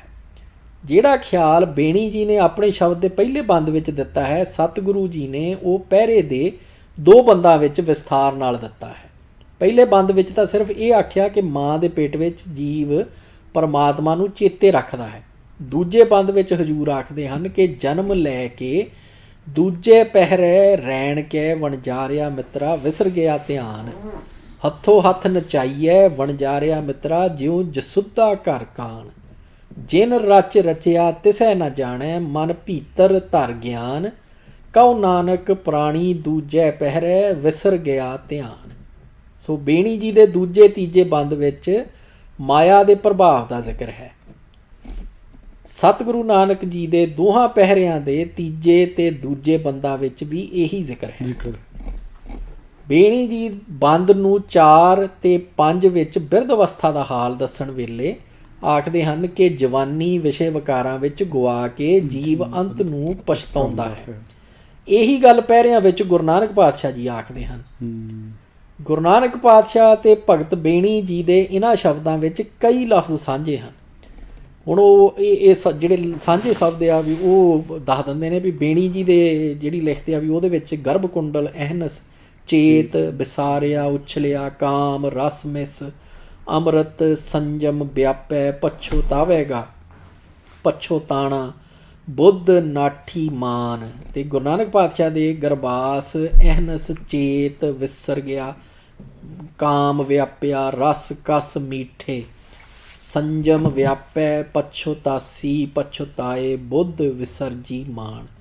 ਸੋ ਇਹ ਸਾਰੀਆਂ ਜਿਹੜੀਆਂ ਉਦਾਹਰਨਾਂ ਨੇ ਉਹ ਕਲੀਅਰਲੀ ਦੱਸਦੀਆਂ ਵੀ ਉੱਪਰ ਲਿਖੇ ਪ੍ਰਮਾਣਾਂ ਤੋਂ ਇਹ ਸਾਫ਼ ਦਿਸਦਾ ਹੈ ਕਿ ਜਦੋਂ ਗੁਰੂ ਨਾਨਕ ਸਾਹਿਬ ਨੇ ਪਹਿਰੇ ਦੀਆਂ 2 ਅਸ਼ਟਪਦੀਆਂ ਲਿਖੀਆਂ, ਬੇਣੀ ਜੀ ਦਾ ਇਹ ਸ਼ਬਦ ਉਹਨਾਂ ਪਾਸ ਮੌਜੂਦ ਸੀ ਜੀ। ਇੱਥੇ ਇਹ ਗੱਲ ਵੀ ਖਾਸ ਚੇਤੇ ਰੱਖਣ ਵਾਲੀ ਹੈ ਕਿ ਦੋਵਾਂ ਦੇ ਸ਼ਬਦ ਇੱਕੋ ਹੀ ਰਾਗ ਵਿੱਚ ਤੇ ਉਹਨਾਂ ਦਾ ਜਿਹੜਾ ਕਨੈਕਸ਼ਨ ਆ ਉਹ ਉਹਨਾਂ ਨੇ ਫਿਰ ਜਦੋਂ ਗੁਰੂ ਅਰਜਨ ਪਾਤਸ਼ਾਹ ਨੇ ਇਕੱਠੇ ਕਰਕੇ ਆਦਬੀੜ ਰਚੀ ਆ, ਉਹਦੇ ਵਿੱਚ ਉਹਨਾਂ ਨੇ ਫਿਰ ਬਜਾਏ ਇਹ ਲਿਖਣੇ ਦੇ ਕਿ ਘਰ ਪਹਿਲਾ, ਉਹਨਾਂ ਨੇ ਇਹ ਲਿਖ ਦਿੱਤਾ ਕਿ ਉਸੇ ਘਰ ਗਾਣਾ ਵੀ ਜਿਹੜਾ ਪਹਿਰਿਆਂ ਦੇ ਘਰ ਗਾਵਣਾ। ਸੋ ਉਹ ਮਤਲਬ ਵੀ ਉਹ ਕਨੈਕਸ਼ਨ ਜਿਹੜਾ ਉੱਥੇ ਵੀ ਉਹਨਾਂ ਨੇ ਮਿਲਾਤਾ ਜੋੜ ਦਿੱਤਾ। ਸੋ ਉਹ ਚੀਜ਼ਾਂ ਜਿਹੜੀਆਂ ਸਾਰੀਆਂ ਮਤਲਬ ਵੀ ਗੁਰਬਾਣੀ ਸਿਰਫ ਇਹੀ ਨਹੀਂ ਵੀ ਜੋ ਗੁਰਬਾਣੀ 'ਚ ਲਿਖਿਆ ਹੋਇਆ ਉਹ ਆਪਣੇ ਆਪ ਦੇ ਵਿੱਚ ਇੱਕ ਖਜ਼ਾਨਾ ਆ। ਈਵਨ ਜਿਹੜੀ ਬਣਤਰ ਆ ਸਾਰੀ ਤਰਤੀਬ ਜਿਹੜੀ ਆ ਉਹ ਆਪਣੇ ਆਪ ਦੇ ਵਿੱਚ ਹੀ ਇੰਨਾ ਕੁਝ ਸਮੋਈ ਬੈਠੀ ਆ ਵੀ ਅਸੀਂ ਐਡੇ ਅਵੇਸਲੇ ਹੋ ਕੇ ਕਹਿ ਲਓ ਸਹੀ ਗੱਲ ਹੈ ਕਈ ਵਿਚਰ ਰਹੇ ਆ ਵੀ ਕਈ ਵਾਰੀ ਹੈਰਾਨੀ ਹੁੰਦੀ ਆ ਵੀ ਅਸੀਂ ਮਤਲਬ ਕਿੱਧਰ ਸਮਾਂ ਲਾ ਰਹੇ ਆ। ਸਹੀ ਗੱਲ ਹੈ। ਜਿਹੜਾ ਖਜ਼ਾਨਾ ਪਿਆ ਉਹਨੂੰ ਇਗਨੋਰ ਕੀਤਾ ਪਿਆ ਤੇ ਕਿਹੋ ਜਿਹੇ ਮਤਲਬ ਕੰਮਾਂ ਦੇ ਵਿੱਚ ਪਏ ਹੋਏ। ਬਿਲਕੁਲ। ਸੋ ਮਜ਼ਮੂਨ ਨੂੰ ਵਿੱਤ ਵਿੱਚ ਰੱਖਣ ਵਾਸਤੇ ਰਾਮਕਲੀ ਰਾਗ ਵਾਲਾ ਸ਼ਬਦ ਛੱਡ ਕੇ ਹੁਣ ਅਸੀਂ ਬੇਣੀ ਜੀ ਦਾ ਤੀਜਾ ਸ਼ਬਦ ਲੈਂਦੇ ਹਾਂ। ਇਹ ਸ਼ਬਦ ਪ੍ਰਭਾਤੀ ਰਾਗ ਵਿੱਚ ਹੈ। ਗੁਰੂ ਗ੍ਰੰਥ ਸਾਹਿਬ ਦੇ ਸਫਾ 1351 ਉੱਤੇ ਇਸੇ ਹੀ ਰਾਗ ਵਿੱਚ ਗੁਰੂ ਨਾਨਕ ਪਾਤਸ਼ਾਹ ਦਾ ਸ਼ਬਦ ਨੰਬਰ 14 ਵੇਖੋ ਜੋ ਸਫਾ 1331 ਉੱਤੇ ਦਰਜ ਹੈ। ਇਹਨਾਂ ਦੋਵਾਂ ਸ਼ਬਦਾਂ ਵਿੱਚ ਅਜੀਬ ਸਵਾਦਲੀ ਸਾਂਝ ਦਿਸ ਜਾਵੇਗੀ। ਦੋਵਾਂ ਸ਼ਬਦਾਂ ਦੇ 5-5 ਬੰਦ ਹਨ। ਹਰੇਕ ਬੰਦ ਵਿੱਚ 4-4 ਤੁਕਾਂ ਹਨ। ਛੰਦ ਦੀ ਚਾਲ ਤਕਰੀਬਨ ਇੱਕੋ ਜਿਹੀ ਹੈ ਤੇ ਉਹ ਫਿਰ ਉਹ ਥੱਲੇ ਉਦਾਹਰਨ ਦਿੰਦੇ ਆ ਵੀ ਦੋਵਾਂ ਸ਼ਬਦਾਂ ਦੀ। ਫਿਰ ਭਗਤ ਬੇਣੀ ਜੀ ਦੇ ਸਾਰੇ ਸ਼ਬਦ ਵਿੱਚ ਉਸ ਪਖੰਡੀ ਦਾ ਹਾਲ ਦੱਸ ਰਹੇ ਹਨ ਜਿਨ ਆਤਮ ਤਤ ਨਾ ਚੀਨਿਆ ਤੇ ਆਖਦੇ ਹਨ ਕਿ ਉਸੇ ਅੰਨੇ ਦੇ ਸਾਰੇ ਧਰਮ ਫੋਕੇ ਸਭ ਫੋਕਟ ਧਰਮ ਅਬੀਨਿਆ। ਅਖੀਰ ਤੇ ਬੇਣੀ ਜੀ ਆਖਦੇ ਹਨ ਕਿ ਪਰਮਾਤਮਾ ਦਾ ਸਹੀ ਸਿਮਰਨ ਉਹੀ ਮਨੁੱਖ ਕਰ ਸਕਦਾ ਹੈ ਜੋ ਗੁਰੂ ਦੇ ਸਨਮੁਖ ਹੋਵੇ। ਗੁਰੂ ਤੋਂ ਬਿਨਾਂ ਰਾਹ ਨਹੀਂ ਲੱਭਦਾ। ਅਸੀਂ ਫਰੀਦ ਜੀ ਦੀ ਬਾਣੀ ਤੇ ਵਿਚਾਰ ਕਰਨ ਵੇਲੇ ਉਹਨਾਂ ਦੇ ਸੂਹੀ ਰਾਗ ਦੇ ਸ਼ਬਦ ਵਿੱਚ ਵੇਖ ਆਏ ਹਾਂ ਕਿ ਬਾਬਾ ਫਰੀਦ ਨੇ ਮਾਇਆ ਵਿਹੜੇ ਇਨਸਾਨ ਜੀ ਦੀ ਜੋ ਕਾਲੀ ਤਸਵੀਰ ਖਿੱਚੀ ਹੈ ਉਸ ਦੇ ਟਾਕਰੇ ਤੇ ਗੁਰੂ ਨਾਨਕ ਪਾਤਸ਼ਾਹ ਨੇ ਨਾਮ ਰੰਗੇ ਸੁਭਾਗ ਬੰਦੇ ਦੀ ਸੋਹਣੀ ਮੂਰਤ ਬਣਾਈ ਹੈ। ਇਸੇ ਤਰ੍ਹਾਂ ਇੱਥੇ ਵੀ ਬੇਣੀ ਜੀ ਦੇ ਵਿਖਾਏ ਹੋਏ ਮਨਮੁਖ ਦੇ ਮੁਕਾਬਲੇ ਤੇ ਸਤਿਗੁਰੂ ਜੀ ਉਸ ਭਾਗਾਂ ਵਾਲੇ ਦਾ ਜੀਵਨ ਬਿਆਨ ਕਰਦੇ ਹਨ ਜਿਸ ਨੂੰ ਗੁਰ ਕਾ ਸ਼ਬਦ ਮਹਾਰਸ ਮੀਠਾ ਐਸਾ ਅੰਮ੍ਰਿਤ ਅੰਤਰ ਡੀਠਾ ਜਿਨ ਚਾਖਿਆ ਪੂਰਾ ਪਦ ਹੋਏ ਨਾਨਕ ਧਰਾਪਿਓ ਤਨ ਸੁਖ ਹੋਏ। ਜੇ ਇਹਨਾਂ ਸ਼ਬਦਾਂ ਨੂੰ ਹੋਰ ਡੂੰਘੀ ਨਜ਼ਰ ਨਾਲ ਵੇਖੀਏ ਤਾਂ ਕਿਤੇ ਕਿਤੇ ਖਿਆਲਾਂ ਦਾ ਟਾਕਰਾ ਕੀਤਾ ਹੋਇਆ ਵੀ ਦਿਸਦਾ ਹੈ। ਸੋ ਇਹ ਸਾਰਾ ਕੁਝ ਜਿਹੜਾ ਆ ਵੀ ਬਹੁਤ ਵਧੀਆ ਤੇ ਸਵਾਦਲਾ, ਮਤਲਬ ਪੜ੍ਹ ਕੇ ਵੀ ਸਵਾਦ ਆਉਣੇ ਵਾਲਾ। ਬਿਲਕੁਲ ਸਹੀ। ਵੀ ਜਿਹਦੇ ਵਿੱਚ ਵੀ ਆਪਾਂ ਉਹੀ ਕਰੀਏ ਵੀ ਜਿੱਦਾਂ ਆਪਾਂ ਗੱਲ ਕੀਤੀ ਸੀ ਵੀ ਆਪਾਂ ਸਿਰਫ ਸਵਾਦ ਦੇਣ ਮਾਤਰ, ਬਿਲਕੁਲ ਵੀ ਇਹ ਜਿਹੜੇ ਆ ਸੀਰੀਜ਼ ਜਿਹੜੀਆਂ ਕਿਤਾਬਾਂ ਦੀ ਉਹ ਆਪਾਂ ਸ਼ੁਰੂ ਕਰੀ ਦੀ ਆ ਤੇ ਉਹਦੇ ਵਿੱਚ ਜਿਹੜੇ ਮੁੱਖ ਕੁਛ ਹੁੰਦੇ ਆ ਵੀ ਜਿੱਦਾਂ ਵੀ ਇੱਕ ਤਰ੍ਹਾਂ ਨਾਲ ਕਹ ਲਓ ਵੀ ਜਿਹੜੇ ਸਰੋਤੇ ਨੇ ਵੀ ਉਹਨਾਂ ਨੂੰ ਥੋੜਾ ਜਿਹਾ ਸਵਾਦ ਚਖਾਈਦਾ ਆ ਤੇ ਇਸ ਆਸ ਦੇ ਨਾਲ ਵੀ ਉਹਨਾਂ ਦੇ ਮਨ ਵਿੱਚ ਇਹ ਜਗਿਆਸਾ ਜਾਗੇ ਵੀ ਇਹ ਕਿਤਾਬ ਜਿਹੜੀ ਆ ਵੀ ਅਸੀਂ ਆਪ ਲੈ ਕੇ ਪੜ੍ਹੀਏ। ਬਿਲਕੁਲ। ਸੋ ਮੇਰਾ ਖਿਆਲ ਵੀ ਆਪਾਂ ਇੱਥੇ ਹੀ ਜਿਹੜਾ ਆ ਵੀ ਇਹਨੂੰ ਸੰਪੂਰਨ ਕਰੀਏ ਕਿਉਂਕਿ ਇੱਥੋਂ ਜਿਹੜਾ ਆ ਵੀ ਉਹ ਕਲੀਅਰ ਹੋ ਜਾਂਦਾ ਵੀ ਜਿਹੜੀ ਭਗਤ ਬਾਣੀ ਆ ਵੀ ਉਹ ਕਲੀਅਰਲੀ ਗੁਰੂ ਨਾਨਕ ਪਾਤਸ਼ਾਹ ਨੇ ਇਕੱਠੀ ਕੀਤੀ। ਬਿਲਕੁਲ ਜੀ। ਗੁਰੂ ਨਾਨਕ ਪਾਤਸ਼ਾਹ ਦੀ ਆਪਣੀ ਬਾਣੀ ਦੇ ਨਾਲ ਉਹ ਦੂਜੇ ਪਾਤਸ਼ਾਹ ਕੋਲੇ ਗਈ, ਉਹਦੇ ਵਿੱਚ ਦੂਜੇ ਪਾਤਸ਼ਾਹ ਦੇ ਸ਼ਲੋਕ ਐਡ ਹੋਏ ਜੀ ਥਾਂ ਥਾਂ ਦੇ ਉੱਤੇ ਜਿੱਥੇ ਜਿੱਥੇ ਉਹਨਾਂ ਨੇ ਵੀ ਜਿਹਦੇ ਰਿਸਪੌਂਸ ਦੇ ਵਿੱਚ ਲਿਖਿਆ ਜੀ ਤੇ ਉਹ ਉਸੇ ਹਿਸਾਬ ਨਾਲ ਫਿਰ ਤੀਜੇ ਪਾਤਸ਼ਾਹ ਕੋਲੇ ਗਈ ਤੇ ਤੀਜੇ ਪਾਤਸ਼ਾਹ ਨੇ ਆਪਣੀ ਬਾਣੀ ਉਹਦੇ ਵਿੱਚ ਐਡ ਕੀਤੀ ਤੇ ਚੌਥੇ ਪਾਤਸ਼ਾਹ ਕੋਲੇ ਗਈ। ਸੋ ਚੌਥੇ ਪਾਤਸ਼ਾਹ ਕੋਲੋਂ ਪੰਜਵੇਂ ਪਾਤਸ਼ਾਹ ਕੋਲੇ ਗਈ ਤੇ ਪੰਜਵੇਂ ਪਾਤਸ਼ਾਹ ਨੇ ਉਹਨੂੰ ਫਿਰ ਆਦ ਰੂਪ ਬੀੜ ਦਾ ਜਿਹੜਾ ਰੂਪ ਆ ਵੀ ਉਹ ਦਿੱਤਾ। ਸੋ ਉਹ ਸਾਰੀਆਂ ਚੀਜ਼ਾਂ ਜਿਹੜੀਆਂ ਆ ਵੀ ਦੁਬਾਰਾ ਫੇਰ ਗੱਲ ਉੱਥੇ ਹੀ ਘੁੰਮ ਕੇ ਆਉਂਦੀ ਆ ਵੀ ਜੇ ਅਸੀਂ ਆਪ ਕੋਸ਼ਿਸ਼ ਨਹੀਂ ਕਰਦੇ, ਆਪ ਸਮਾਂ ਨਹੀਂ ਲਾਉਂਦੇ ਗੁਰਬਾਣੀ ਪੜ੍ਹਨੇ ਵਿੱਚ ਤੇ ਗੁਰਬਾਣੀ ਦੇ ਟੀਕੇ ਜਿਹੜੇ ਆ ਵੀ ਉਹ ਪੜ੍ਹਨੇ 'ਚ ਤੇ ਇਹੋ ਜਿਹੀਆਂ ਲਿਖਤਾਂ ਪੜ੍ਹਨੇ ਦੇ ਵਿੱਚ, ਸਹੀ ਗੱਲ, ਤੇ ਫਿਰ ਅਦਰਵਾਈਜ਼ ਮਤਲਬ ਇਹ ਆ ਵੀ ਜੇ ਅਸੀਂ ਇੱਥੋਂ ਕੁਝ ਸੁਣ ਲਿਆ, ਕੁਝ ਫੇਸਬੁੱਕ ਦੇ ਉੱਤੇ ਪੜ੍ਹ ਲਿਆ, ਕੁਝ ਵਟਸਐਪ ਦੇ ਉੱਤੇ ਘੁੰਮਦਾ ਫਿਰਦਾ ਆ ਗਿਆ। ਸੋ ਜੇ ਸਾਡੇ ਕੋਲੇ ਆਪ ਕੋਲੇ ਗਿਆਨ ਹੈ ਨਹੀਂ ਗਾ ਬਿਲਕੁਲ ਤੇ ਫਿਰ ਅਸੀਂ ਇਹ ਵੀ ਨਹੀਂ ਜੱਜ ਕਰ ਸਕਣਾ ਵੀ ਜੋ ਅਸੀਂ ਫੇਸਬੁੱਕ ਤੇ ਪੜ੍ਹ ਰਹੇ ਹਾਂ ਜਾਂ ਵਟਸਐਪ ਦੇ ਉੱਤੇ ਆ ਸਾਡੇ ਕੋਲੇ ਪਹੁੰਚ ਰਿਹਾ, ਸਹੀ ਗੱਲ ਹੈ ਜੀ, ਭਈ ਉਹ ਅਸਲ ਹੈ ਵੀ ਕਿ ਝੂਠੀ ਪ੍ਰਚਾਰਿਆ ਜਾ ਰਿਹਾ ਕਿ ਗਲਤ ਧਾਰਨਾਵਾਂ ਜਿਹੜੀਆਂ ਉਹ ਸਾਡੇ ਤੱਕ ਪਹੁੰਚਾਈਆਂ ਜਾ ਰਹੀਆਂ। ਬਿਲਕੁਲ। ਸੋ ਅਲਟੀਮੇਟਲੀ ਹਰੇਕ ਜਿਹੜਾ ਮਰਜ਼ ਆ ਉਹਦਾ ਇਲਾਜ ਇਹ ਹੀ ਆ ਵੀ ਅਸੀਂ ਗੁਰਬਾਣੀ ਦਾ ਆਪ ਅਧਿਐਨ ਕਰੀਏ, ਆਪ ਜਿੰਨਾ ਹੋਰ ਪਾਸਿਆਂ ਤੋਂ ਗੁਰਬਾਣੀ ਬਾਰੇ ਜਿਹੜੀਆਂ ਕਮੈਂਟਰੀਜ਼ ਹੋਈਆਂ ਨੇ ਵੀ ਉਹ ਜਿੰਨੀਆਂ ਪੜ੍ਹ ਸਕਦੇ ਪੜ੍ਹੀਏ ਤੇ ਆਪ ਆਪਣੇ ਮਨ ਦੇ ਵਿੱਚ ਜਿਹੜਾ ਆ ਵੀ ਉਹਨਾਂ ਚੀਜ਼ਾਂ ਨੂੰ ਵਿਚਾਰੀਏ ਵੀ ਤਾਂ ਕਿ ਵੀ ਉਹ ਜ਼ਮੀਨ ਤਿਆਰ ਹੋਵੇ ਵੀ ਜਿੱਥੇ ਜੇ ਦੁਸ਼ਮਣ ਜਿਹੜਾ ਆ ਵੀ ਉਹ ਝੂਠ ਦੇ ਹਮਲੇ ਕਰਦਾ ਹੈ ਜੀ, ਸਹੀ ਗੱਲ, ਤੇ ਉਹ ਹਮਲੇ ਜਿਹੜੇ ਆ ਉਹ ਨਾਕਾਮ ਹੋਣ। ਸੋ ਉਹ ਜਿਹੜਾ ਸਾਡਾ ਆਪਣਾ ਜਿਹੜਾ ਫਰਜ਼ ਆ ਵੀ ਉਹ ਇਹ ਜਿਹੜਾ ਸਾਨੂੰ ਆਪ ਨਿਭਾਉਣ ਦੀ ਲੋੜ ਆ। ਬਿਲਕੁਲ ਭਾਈ ਅੱਜ ਦੇ ਸਮੇਂ 'ਚ ਤਾਂ ਸਾਡੇ ਕੋਲ ਇਹ ਵੀ ਬੈਨੀਫਿਟ ਹੈ ਕਿ ਇਹੋ ਜਿਹੀਆਂ ਕਿਤਾਬਾਂ ਸਾਡੇ ਕੋਲ ਅਵੇਲੇਬਲ ਹੈਗੀਆਂ ਆ। ਸਾਡੇ ਬਜ਼ੁਰਗਾਂ ਕੋਲ ਤਾਂ ਉਹਨਾਂ ਕੋਲ ਇਹ ਸਾਰਾ ਕੁਝ ਨਹੀਂ ਸੀਗਾ, ਜਿੱਦਾਂ ਹੁਣ ਪ੍ਰੋਫੈਸਰ ਸਾਹਿਬ ਸਿੰਘ ਉਹਨਾਂ ਨੇ ਮਿਹਨਤ ਕਰਕੇ ਸਾਰਾ ਕੁਝ ਇੱਕ ਥਾਂ ਲਿਆ ਕੇ ਇੱਕ ਛੋਟੇ ਜਿਹੇ ਕਿਤਾਬ ਦੇ ਵਿੱਚ ਇਕੱਠਾ ਕਰ ਦਿੱਤਾ ਹੈ। ਬਸ ਸਾਨੂੰ ਉਹ ਕਿਤਾਬ ਪੜ੍ਹਨ ਦੀ ਲੋੜ ਆ, ਸਾਨੂੰ ਗਿਆਨ ਹੋ ਜਾਣਾ ਆ। ਸਾਨੂੰ ਇਹ ਨਹੀਂ ਕਿ ਤੁਸੀਂ ਰਿਸਰਚ ਕਰਨੀ ਹੈ, ਕਦੇ ਕੋਈ ਤੁਸੀਂ ਪੜ੍ਹ ਰਹੇ, ਕਦੇ ਕਿੱਥੇ ਜਾ ਕੇ ਪੜ੍ਹ ਰਹੇ, ਫਿਰ ਇਕੱਠਾ ਕਰਕੇ ਤੁਸੀਂ ਉਹਨੂੰ ਆਪਸ 'ਚ ਟਾਕਰਾ ਕਰ ਰਹੇ ਆ, ਫਿਰ ਤੁਸੀਂ ਉਹਦੇ ਵਿੱਚੋਂ ਕਨਕਲੂਜਨ ਕੱਢ ਰਹੇ। ਇੱਦਾਂ ਨਹੀਂ, ਤੁਹਾਨੂੰ ਬਸ ਕਿਤਾਬ ਪੜ੍ਹਨੀ ਹੈ, ਤੁਹਾਨੂੰ ਗਿਆਨ ਹੋ ਜਾਣਾ। ਯਾਨੀ ਕਿ ਹੁਣ ਪਹਿਲਾਂ ਨਾਲੋਂ ਯਾਨੀ ਕਿ ਸੌਖਾ ਹੈ ਕਹਿਣ ਦਾ ਭਾਵ ਇਹ ਹੈ। ਤੇ ਉਹਦੇ ਵਿੱਚ ਵੀ ਜੇ ਅਸੀਂ ਅਵੇਸਲੇ ਹੋ ਜਾਂਦੇ ਆ ਫਿਰ ਤਾਂ ਸਾਡੀ ਬਹੁਤ ਵੱਡੀ ਨਲਾਇਕੀ ਹੈ। ਫਿਰ ਤਾਂ ਅਸੀਂ ਦੁਸ਼ਮਣ ਨੂੰ ਨਹੀਂ ਕਹਿ ਸਕਦੇ ਕਿ ਭਾਈ ਉਹ ਹਮਲੇ ਕਿਉਂ ਕਰਨ ਦਿਆ, ਕਿਉਂਕਿ ਉਹ ਤਾਂ ਦੁਸ਼ਮਣ ਆ, ਉਹਨੇ ਤਾਂ ਕਰਨੇ ਹੀ ਕਰਨੇ ਆ। ਉਹ ਸਾਡੀ ਹੋਣੀ ਚਾਹੀਦੀ ਹੈ, ਡਿਊਟੀ ਹੋਣੀ ਚਾਹੀਦੀ, ਜ਼ਿੰਮੇਵਾਰੀ ਹੋਣੀ ਚਾਹੀਦੀ ਕਿ ਅਸੀਂ ਉਹਨਾਂ ਹਮਲਿਆਂ ਨੂੰ ਰੋਕਣ ਲਈ ਤਿਆਰ ਹਾਂ ਕਿ ਨਹੀਂ ਹੈਗੇ। ਅਸੀਂ ਆਪਣੀ ਆਉਣ ਵਾਲੀ ਜਨਰੇਸ਼ਨਾਂ ਨੂੰ ਉਹਨਾਂ ਹਮਲਿਆਂ ਤੋਂ ਰੋਕਣ ਵਾਸਤੇ ਸਮਰੱਥ ਹਾਂ, ਤਿਆਰ ਹਾਂ ਕਿ ਨਹੀਂ ਹੈਗੇ। ਜੇ ਨਹੀਂ ਹੈਗੇ ਫਿਰ ਉਹ ਸਾਡੀ ਗਲਤੀ ਹੈ, ਸਾਨੂੰ ਉਹਦੇ ਵਿੱਚ ਕੁਛ ਨਾ ਕੁਛ ਇੰਪਰੂਵਮੈਂਟਸ ਕਰਨੀਆਂ ਚਾਹੀਦੀਆਂ ਹੈਗੀਆਂ ਆ। ਦੁਸ਼ਮਣ ਦਾ ਕੰਮ ਤੇ ਹਮਲਾ ਕਰਨਾ ਹੀ ਹੈਗਾ ਆ। ਉਹ ਚਾਹੇ ਅੱਜ ਢੱਡੀਆਂ ਵਾਲੇ ਦੇ ਰੂਪ 'ਚ ਆ, ਪਹਿਲਾਂ ਨਿਰੰਕਾਰੀਆਂ ਦੇ ਰੂਪ 'ਚ ਸੀਗੇ, ਉਹ ਤੋਂ ਪਹਿਲਾਂ ਹੋਰ ਕਿਸੇ ਰੂਪ 'ਚ ਸੀਗੇ ਤੇ ਫਿਊਚਰ ਦੇ ਵਿੱਚ ਕਿਸੇ ਹੋਰ ਰੂਪ 'ਚ ਹੋਣਾ ਹੈ। ਤੇ ਇਹਨਾਂ ਚੀਜ਼ਾਂ ਨੂੰ ਜ਼ਰੂਰ ਅਸੀਂ ਆਪਣੇ ਧਿਆਨ ਦੇ ਵਿੱਚ ਰੱਖੀਏ ਤੇ ਅਸੀਂ ਜਿੰਨੇ ਵੀ ਸਾਡੇ ਸਰੋਤੇ ਹੈ ਤੇ ਅਸੀਂ ਬਾਰ-ਬਾਰ ਇੱਥੋਂ ਇਹੀ ਬੇਨਤੀ ਕਰਦੇ ਹਾਂ ਕਿ ਆਪਣੇ ਗਿਆਨ ਦਾ ਪੱਧਰ ਇੰਨਾ ਉੱਚਾ ਚੱਕ ਲਿੱਤਾ ਜਾਵੇ ਕਿ ਕੋਈ ਵੀ ਤੁਹਾਨੂੰ ਮੂਰਖ ਬਣਾ ਕੇ ਜਾਂ ਤੁਹਾਨੂੰ ਇੱਦਾਂ ਦੀਆਂ ਵੰਨ-ਸਵੰਨੀਆਂ ਗੱਲਾਂ ਕਰਕੇ ਆਪਣੇ ਮਗਰ ਲਾ ਕੇ ਨਾ ਲੈ ਜਾਵੇ, ਭੇਡ ਨਾ ਬਣਾ ਲਵੇ। ਫਿਰ ਉੱਥੇ ਤੁਹਾਡਾ ਇਮੋਸ਼ਨਲੀ ਬਲੈਕਮੇਲ ਵੀ ਹੋਣਾ ਆ, ਤੁਸੀਂ ਫਾਈਨੈਂਸ਼ੀਅਲੀ ਵੀ ਤੁਸੀਂ ਲੁੱਟਿਆ ਜਾਣਾ ਆ, ਇਮੋਸ਼ਨਲੀ ਵੀ ਲੁੱਟਿਆ ਜਾਣਾ ਹੈਗਾ ਆ। ਤੇ ਇਹਨਾਂ ਚੀਜ਼ਾਂ ਨੂੰ ਜ਼ਰੂਰ ਅਸੀਂ ਸਾਰੇ ਆਪਣੇ ਧਿਆਨ ਦੇ ਵਿੱਚ ਰੱਖੀਏ ਤੇ ਸਾਡੀ એનર્ਜੀ ਵੀ ਵੇਸਟ ਹੋਣੀ ਹੈ। ਠੀਕ ਹੈ ਜੀ। ਫਿਰ ਉਹ ਜਿਹੜਾ ਇੱਕ ਤਾਂ ਭਾਜੀ ਜਦੋਂ ਤੁਸੀਂ ਲੁੱਟੇ ਜਾਂਦੇ ਆ ਨਾ, ਜਦੋਂ ਕੋਈ ਤੁਹਾਨੂੰ ਲੁੱਟ ਕੇ ਚਲ ਜਾਂਦਾ, ਕੋਈ ਠੱਗੀ ਕਰਕੇ ਚਲ ਜਾਂਦਾ ਹੈ, ਜਿਹੜਾ ਉਹ ਤੋਂ ਪੋਸਟ ਟਾਈਮ ਹੁੰਦਾ, ਉਹ ਤੋਂ ਬਾਅਦ ਦਾ ਟਾਈਮ ਹੁੰਦਾ ਆ, ਉਹ ਜ਼ਿਆਦਾ ਭਿਆਨਕ ਹੁੰਦਾ ਆ। ਬਿਲਕੁਲ ਕਿਉਂਕਿ ਉਹ ਫਿਰ ਉਹ ਜਿਹੜੀ ਮੈਂਟਲ ਸਟੇਟ ਦੇ ਵਿੱਚ ਤੁਸੀਂ ਆ ਜਾਂਦੇ ਆ, ਉਹ ਚੋਂ ਨਿਕਲਣ ਲੱਗਿਆ ਟਾਈਮ ਲੱਗਦਾ, ਬਹੁਤ ਟਾਈਮ ਲੱਗਦਾ ਹੈ। ਜੇ ਤਿਆਰੀ ਨਹੀਂ ਹੋਈ, ਚਲੋ ਕਈ ਵਾਰ ਕੀ ਹੁੰਦਾ ਹੈ ਤੁਸੀਂ ਅਣਜਾਣ ਚ ਠੱਗੇ ਗਏ, ਲੇਕਿਨ ਜੇ ਤੁਹਾਡੀ ਥੋੜੀ ਬਹੁਤ ਤਿਆਰੀ ਹੋਈ ਤੁਸੀਂ ਉਹ ਠੱਗੀ ਦੀ ਜਿਹੜਾ ਸਦਮਾ ਹੈ ਨਾ ਉਹ ਤੋਂ ਤੁਸੀਂ ਬਹੁਤ ਛੇਤੀ ਬਾਹਰ ਨਿਕਲ ਜਾਣਾ ਹੈ। ਛੇਤੀ ਬਾਹਰ ਨਿਕਲ ਕੇ ਫਿਰ ਤੁਸੀਂ ਸਾਰਥਕ ਕੰਮ ਕਰਨੇ ਆ, ਪੋਜ਼ਿਟਿਵ ਕੰਮ ਕਰਨੇ ਆ। ਨਹੀਂ ਤਾਂ ਕੀ ਹੁੰਦਾ ਹੈ ਜਦੋਂ ਬੰਦਾ ਠੱਗਿਆ ਜਾਂਦਾ ਆ, ਬੰਦਾ ਨਿਰਾਸ਼ ਹੋ ਜਾਂਦਾ, ਨਕਾਰਾਤਮਕ ਹੋ ਜਾਂਦਾ ਹੈ, ਇੱਕਦਮ ਨੈਗੇਟਿਵ ਸੋਚਣ ਲੱਗ ਜਾਂਦਾ, ਤਦੀ ਤਾਂ ਸੁਸਾਈਡ ਹੁੰਦੇ ਆ, ਹੈ ਨਾ। ਉਹ ਚੀਜ਼ਾਂ ਨੂੰ ਜ਼ਰੂਰ ਸਾਨੂੰ ਸਾਰਾ ਧਿਆਨ 'ਚ ਰੱਖਣਾ ਚਾਹੀਦਾ ਆ। ਇਸ ਕਰਕੇ ਅਸੀਂ ਬਾਰ-ਬਾਰ ਇੱਥੋਂ ਇਹੀ ਬੇਨਤੀ ਕਰਦੇ ਹਾਂ ਕਿ ਜਿੰਨਾ ਹੋ ਸਕਦਾ ਆ ਕਿਤਾਬਾਂ ਪੜ੍ਹੋ, ਗੁਰਬਾਣੀ ਪੜ੍ਹੋ, ਸਮਝੋ, ਵਿਚਾਰੋ, ਇਤਿਹਾਸ ਪੜ੍ਹੋ, ਆਪਣੇ ਗਿਆਨ ਦਾ ਪੱਧਰ ਇੰਨਾ ਚੱਕ ਲਓ ਕਿ ਕੋਈ ਤੁਹਾਨੂੰ ਠੱਗ ਨਾ ਸਕੇ। ਤੇ ਇਸੇ ਹੀ ਆਸ ਤੋਂ ਅਸੀਂ ਫਿਰ ਅੱਜ ਦੇ ਪ੍ਰੋਗਰਾਮ ਦੀ ਸਮਾਪਤੀ ਕਰਦੇ ਹਾਂ ਜੀ। ਸਾਡੇ ਦੋਹਾਂ ਵੱਲੋਂ ਵਾਹਿਗੁਰੂ ਜੀ ਕਾ ਖਾਲਸਾ, ਵਾਹਿਗੁਰੂ ਜੀ ਕੀ ਫਤਿਹ।